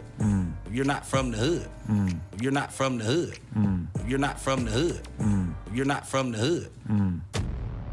So now that we know where Bricc Baby stands, let's focus back on the beef between Lil Durk and Quando. From all accounts, Quando and the Savannah Rolling 60s never wanted beef with Vaughn and really never wanted this to happen at all. And despite the fact that all Lil Tim did was defend his friend, Lil Durk still wants get back for Vaughn. Well, given that Durk lives in Atlanta and Quando and his boys are only a few hours away, you'd think that he'd send a hit to Savannah. But because Quando and his boys would have home field advantage, and it's the South where everyone's packing heat, it's not necessarily an easy hit. But instead, Durk waits patiently for them to go to a particular city, a city where he knows he can get them gone. This, of course, would be the city of Los Angeles, which for 3 reasons would be the perfect place for him to do it. If Quando and his boys are in LA, they have no home field advantage. In fact, they probably don't know where they are at any time. And secondly, they won't be strapped, because the laws in California make it pretty much impossible to do so. And the third reason? None other than Bricc Baby. As we know, Bricc Baby is the king of hawking down rappers as soon as they touch down in the city. And not only can he give you Quando's exact location, but he can also supply you with what you need. You know. Allegedly. Well, from what the FBI states, Lil Durk waits patiently for Quando and his boys to go to LA. Okay. And that day would finally come, nearly 2 years after the demise of Vaughn, August 18th, 2022. It's a regular morning like any other when Lil Durk gets a call from an unknown source informing him of Quando's presence in LA.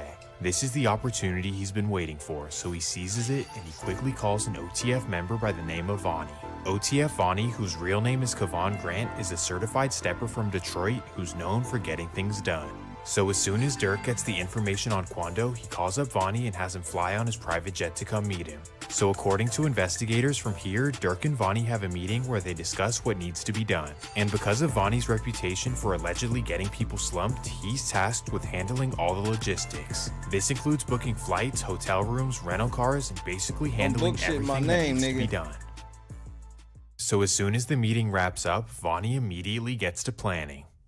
First, he gets in contact with 4 reputed OTF steppers, handpicked by him. These would be DeAndre Wilson, also known as Didi, Keith Jones, also known as Flocka, David Lindsay, also known as Brown Eyes, and Asa Houston, also known as Boogie. He informs them of the mission at hand and tells them to immediately get ready. Then he makes a massive mistake. Using OTF credit cards, he books them red-eye flights to Los Angeles. Coincidentally, just minutes after doing this, Durk texts him, "Hey, don't book no flights under my name or anything that has to do with me." Bet, I got you. Too late, buddy. Not only did he already use the OTF card to get them flights, but he also got them hotel rooms as well. On top of this, one of the hitters DMs his girl on Instagram and lets her know that he's on his way to Los Angeles. Regardless, this doesn't stop anything, and the 4 OTF hitters head to the airport for their midnight flight. Okay, so now that all the travel is handled, Vonnie hops on a private jet headed to Los Angeles.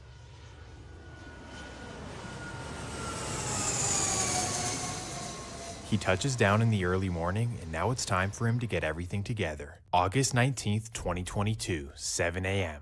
Vonnie takes an Uber to a luxury car rental and gets a BMW M5 and an Infiniti G37. He then wipes them down individually and takes them to get tinted. While waiting for the cars, he takes an Uber to Big 5 Sporting Goods where he buys 4 ski masks and 4 pairs of gloves. Oh, and not to mention, he again uses the OTF credit card. Well, once he leaves the sporting goods store, there's only 2 things left for him to do.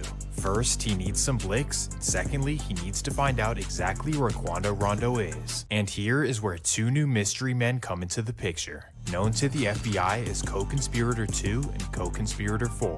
Well, after the rental cars are ready, Vonnie meets up with Co-Conspirator 2. And when they meet up, number 2 hands him a duffel bag full of So they go their separate ways, and Vonnie now meets up with number 4. Together, they go over strategy, and number 4 tells him to follow. Right, we trying to write off this murder.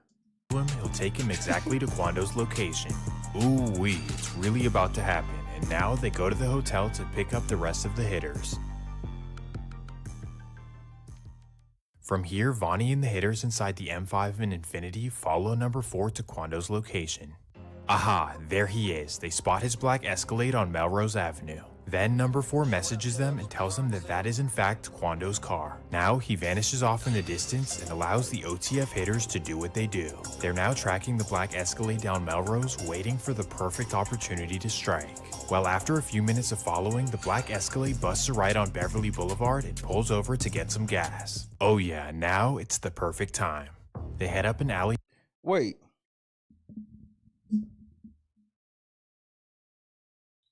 You can get gift memberships, like, even when you ain't in a motherfucker chat. I was learning that right now. Next to the gas station, park their cars and get out on foot. They then run into the gas station and absolutely light up the Escalade. After emptying over 100 shots, they run back to their cars and vanish off in the distance. Thankfully, Quando Rondo was untouched, but sadly, his best friend wasn't. Right now, the search is on for 3 people who police say shot at a Savannah rapper, killing a member of his entourage. It happened in Los Angeles, and cameras captured the aftermath. Shots fired, a fight taken to the streets, and this chaotic scene, the ending of a shooting that started in Los Angeles, California. Sheriff's deputies pulling out a man who had been shot in an SUV. Savannah rapper Quando Rondo, a passenger in that car, frantic at the sight. It all started at this mobile gas station at 5:30 Friday evening. LAPD says witnesses heard multiple gunshots, then watched a couple cars zoom off. 3 people in 1 car shot at this black Cadillac Escalade. It's unclear if those inside shot back. Can I get some space, please? It ended at Santa Monica Boulevard. Deputies found it peppered with bullet holes and a shattered window. 1 man inside. Yeah, that's what I thought too. A member of Rondo's entourage had been shot. The 23-year-old was taken to the hospital where he died. They pulled up, they were pumping gas, and it looks like they probably finished pumping gas, and the suspects approached from the alley, got out of the car, and started shooting at those victims. Wild business.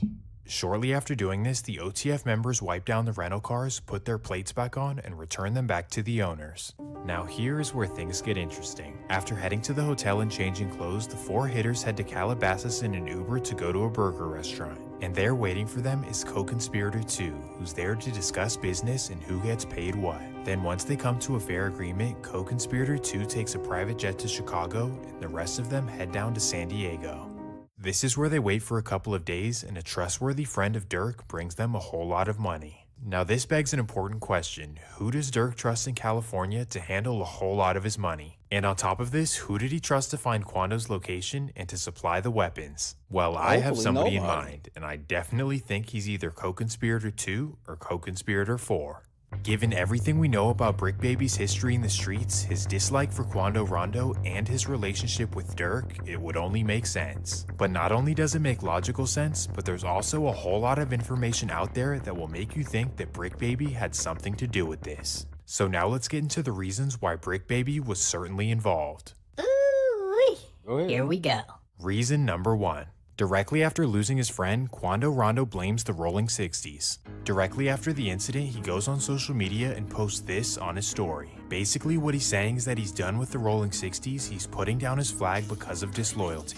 Now ask yourself, why after this incident would he be upset with his own gang? So much so that he's gonna put his flag down because of disloyalty. Obviously, he knew something the world didn't, that the Rolling 60s had something to do with the death of Lil Pab. And as we know from the indictment, somebody from LA gave up his address, so who else could it possibly be? Who else in Los Angeles would know Quando's exact location other than his own gang who he's supposed to tap in with? And on top of this, which Rolling 60 would be connected to Dirk? Obviously Bricc Baby. And that's just the first reason why I believe that Bricc Baby is Co-Conspirator 4. And trust me, there's a whole lot of other reasons as well, all coming out of his own mouth. And now we're at reason number 2. Bricc Baby hints at it and admits that he was involved. During the period after the incident, nobody was thinking that Lil Durk was involved because it happened in LA and the whole Rolling 60s thing. But that's when Bricc Baby goes on No Jumper and reveals to the world that Lil Pab's death was Get Back for Vaughn. Oh yeah, Slide for Vaughn, right? Yeah. And just casually speaking on street shit with no punishment is wild. Say you can't say that no more. Why? Oh yeah, because of no. Like who died? You can't say that no more. Oh, because of FVG Cash? Or who?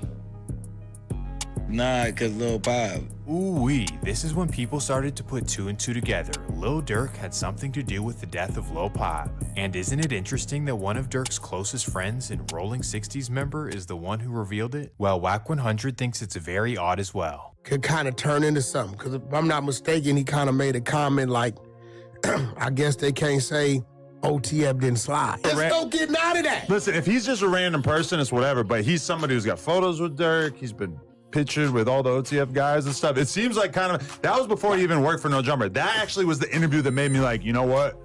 I'm gonna f with you. Wait, what? That's why you hired him? Because he snitched on Lil Durk? What? But anyways, let's continue.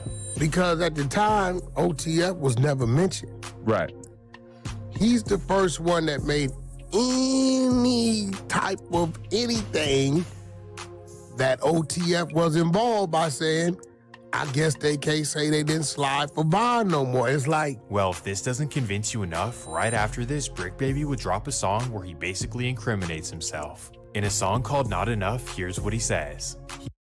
He was ducking trying to hide, now he in a blunt. We dropped 100 shots, go dig your partner up. Then he says the last one we turned into a pack, we got 1 million plus.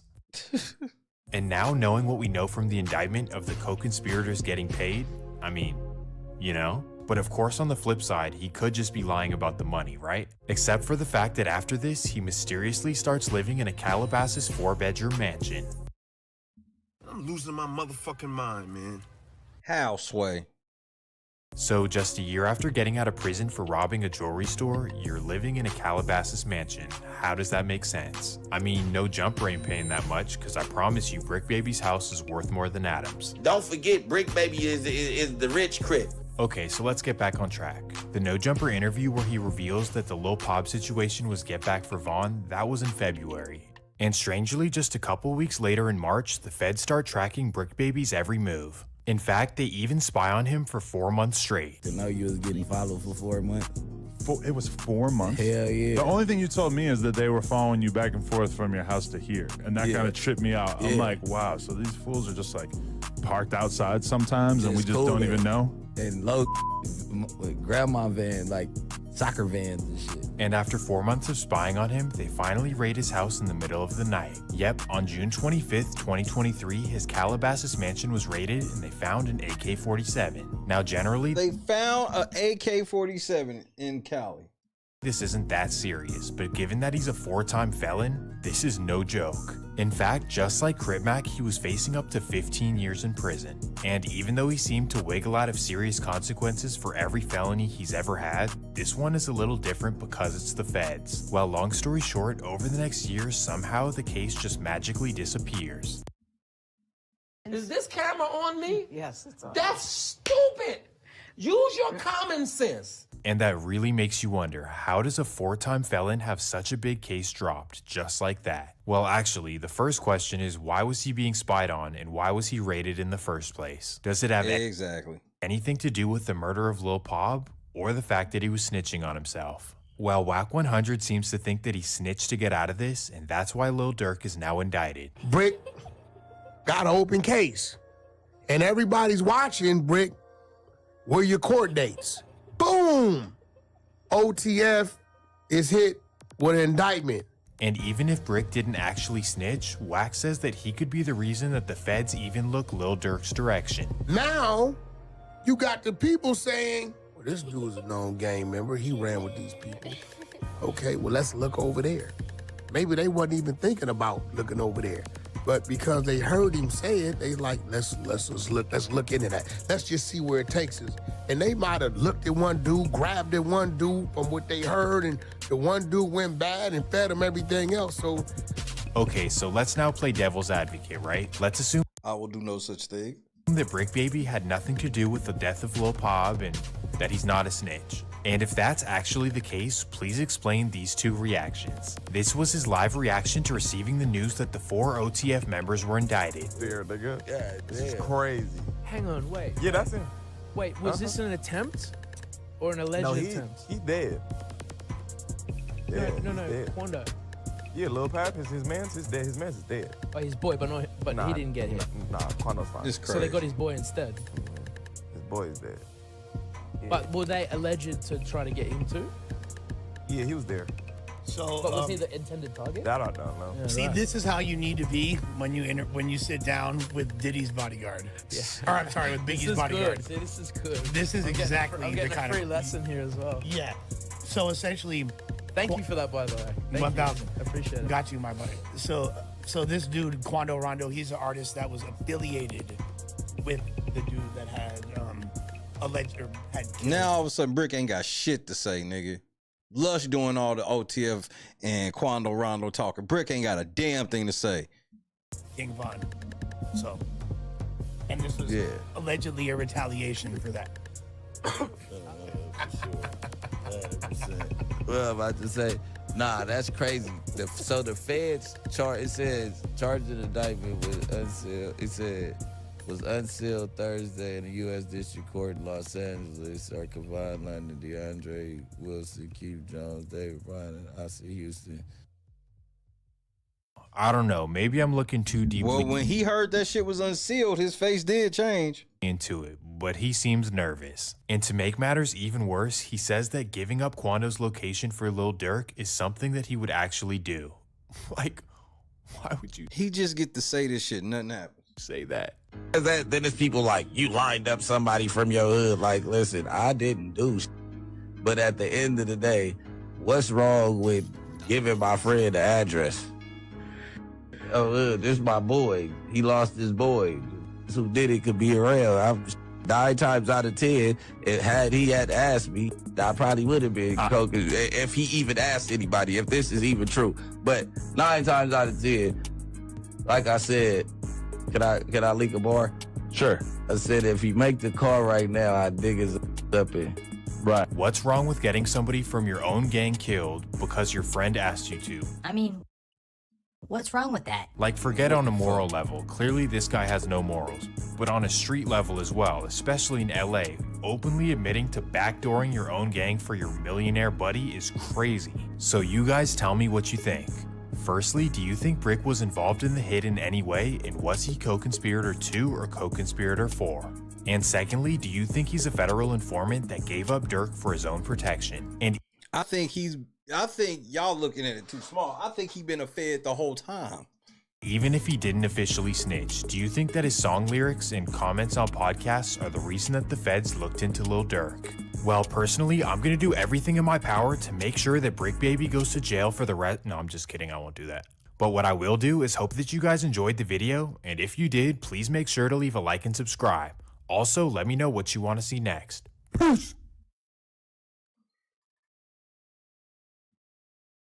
21 Jump Street.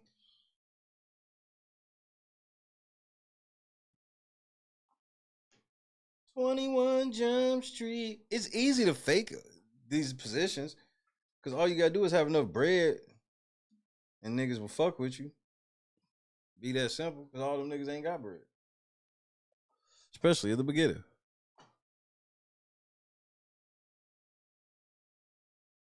Now Bricc Baby out here trying to throw everybody else off the scent, putting baby oil on himself and shit. Nigga, what are you doing? Nah, nigga, it's gonna take more than that for me. It's gonna take more than that for me.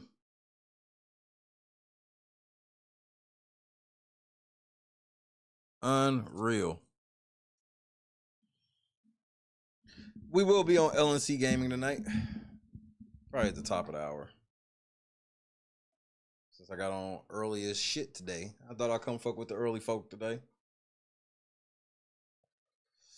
Thought I'd come rock with you for a moment.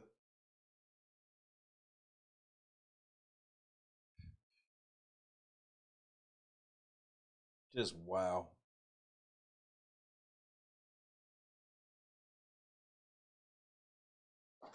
Make sure you hit the like button, hit the PayPal link so we get the goal today.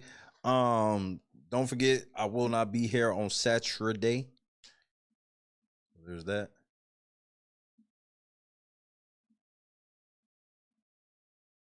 Yeah, this nigga got a house in Calabasas. And everybody just cool with it. Just everything with this nigga. I'm like, how does he have money? Doing what? He got more money than Adam. Appreciate that, Chadrick. Love you too, bro. About the... Yeah, I ain't here Saturday.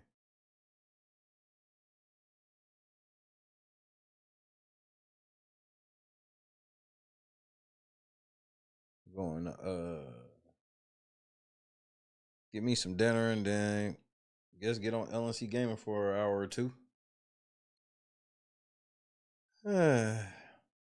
So, guess we'll see. But for now, we'll get up out of here, bro. Say goodnight to your boy, or say peace to your boy if you gonna be fucking with me later. Everybody else, you can say goodnight.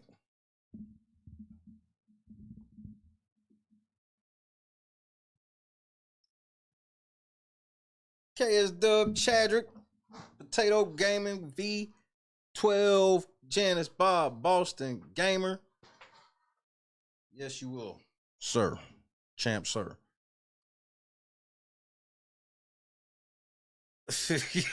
I heard that, V12. Appreciate it. Javon Barksdale, A-Dub. Tommy, what's happening? You already know what it is, kid. Scott Johnson. Out the cap. Regina Clee, Jackie. Man, I feel like I'm cheating tonight. And then now I get to go play some video games and feel like I'm cheating some more. I gotta do a mission on Grand Theft Auto. I gotta get this Kyle Perico money before the clock changes. So I guess I'll do that on stream too. Can I? I don't even know if I can. We'll see. But then again, I'm probably lying. I'll see y'all on LNC Gaming shortly. If you ain't subscribed, get your motherfucker ass over there, subscribe. It ain't nothing like it. All it is this, but I'm playing video games, talking shit. So there it is. Now, if you don't want to fuck with it, I mean, it's simple. Fuck you, nigga. Fuck you.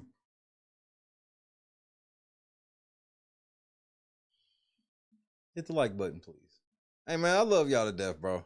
I'm going to see y'all here in a little bit. We gonna be touching all types of shit this week. You see, we went from the Asian whorehouse massage parlor with the racist sheriff all the way over here to Bricc Baby. We gonna cover as many bases as possible. You know what I mean? Just we're gonna try to stimulate the economy. Figure deal me.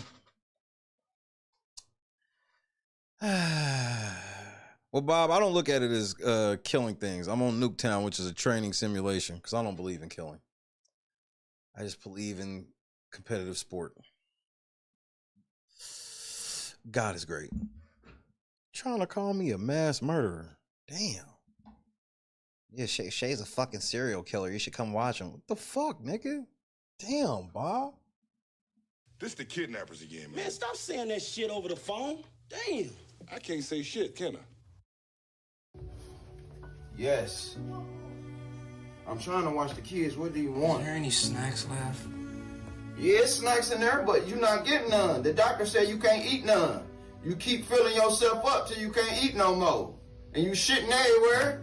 Oh, my back really hurts. And honey, what the fuck do snacks got to do with your back? please just go get it. Man, I'm sick of your shit, man. Fuck it. I'm sick of this bitch. I'm talking about this bitch ass and everything, man. I'm sick of this hoe, man. Here, here, take it off with your big ass. Huh? You want to keep on fucking eating? Then you sloppy and shit, bitch? You want to just lay here and not do shit? Huh? I'm sick of your shit. Here, clean out the whole pantry then. Fuck it. Here, I would ask you, did you want to switch rolls with them empty? Huh? Here, get you some donuts. Here. I'm tired of lifting your big ass up, man. My back hurt. You don't know how to stop. You just keep on eating and eating and eating. Damn. You know what? I'm taking the kids, man. We gone, man. I don't know who gonna help you, man. You better lay your ass here, man.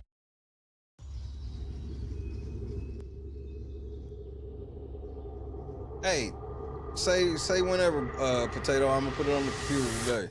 Yo, what's going on, boys? How are you? Let me know when you want to get on Black Ops. Yeah, all right, damn. What part of the city? On are you LNC. from? Yo, What's up? there, brother. Hey, yeah. What's up? Yeah. You guys ready for this? Take this. Oh, all right, sick. Why don't you guys come inside? Don't ski. LNC Gaming, we get some early time tonight. I'm Octavius Gray. And I'm Steve. Steve Lavoie. It's okay, I have babe in here, right?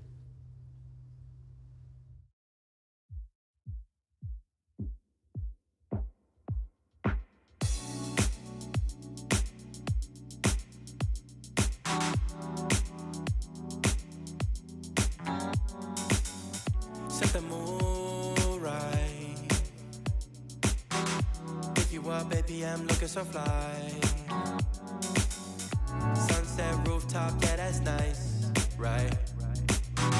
Hop in the G-Class, I know you need that. Heart racing fast like the speed of light. Is this attraction, or is it the moonlight? You want satisfaction, but only for one night. This could be real love, but you've been broken, and I just want you to see what I can be for you. What I can be for you. What I can be for you. I hope you got my message, Kim. What I can be for you. You got me wrapped up in your love. Barely. Finding you is like a treasure. Making my heart feel this way, yeah, yeah. And I'll treat you so damn special. What you did, who you were with, I don't care about those days. When I'm with you, I won't complain. Share your success and heartbreaks. Yeah, you know I stay by your side. Never leave you dissatisfied. But I need you to let me know. Is this attraction, or is it the moonlight? You want satisfaction, but only for one night. This could be real love, but you've been broken, and I just want you to see. I did, Janice. I did. What I can be for you. What I can be for you. And man, fuck Christy's birthday, bro. What I can be for you. Y'all acting like it's a national holiday, nigga. We got, nah, man. She gonna be getting her motherfucking head all big, bro. Then she gonna be talking about birthday week. Then she gonna be talking about birthday month. And the next thing you know, we gonna be talking about a motherfucking birthday trimester. No, we not doing all of this. We will speak about her birthday on the 16th.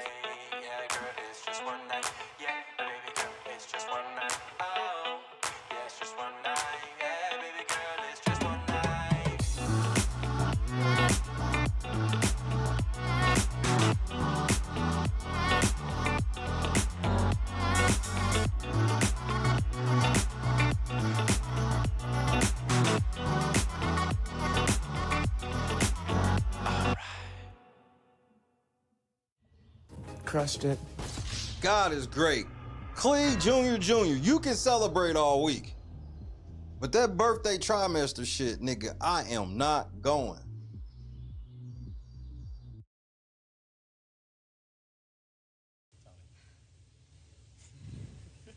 Guys, I gotta go. You got it, I don't Jess. want to hurt myself. You gotta pee? It's all right. No, You you got gotta it, Jess. go. You gotta go, girl. Let go. I don't even want to fall. Turn to the side. You're okay. Just You're good. land right on that booty, girl. Just put your legs out Turn and to the pull side. on your booty. Jess, you're amazing. You got it. You got it. You got it. Turn to the side. Just let go and turn. Like you're laying in bed. Yep. Like you're jumping onto your bed on your side. Just let go, turn to the side. Shut your eyes. You got it, my love. Just turn to the side. You're okay. Good job, girl. Oh, you're okay. You're good, Jess. You're good. You're okay. Heifer. I'm petty.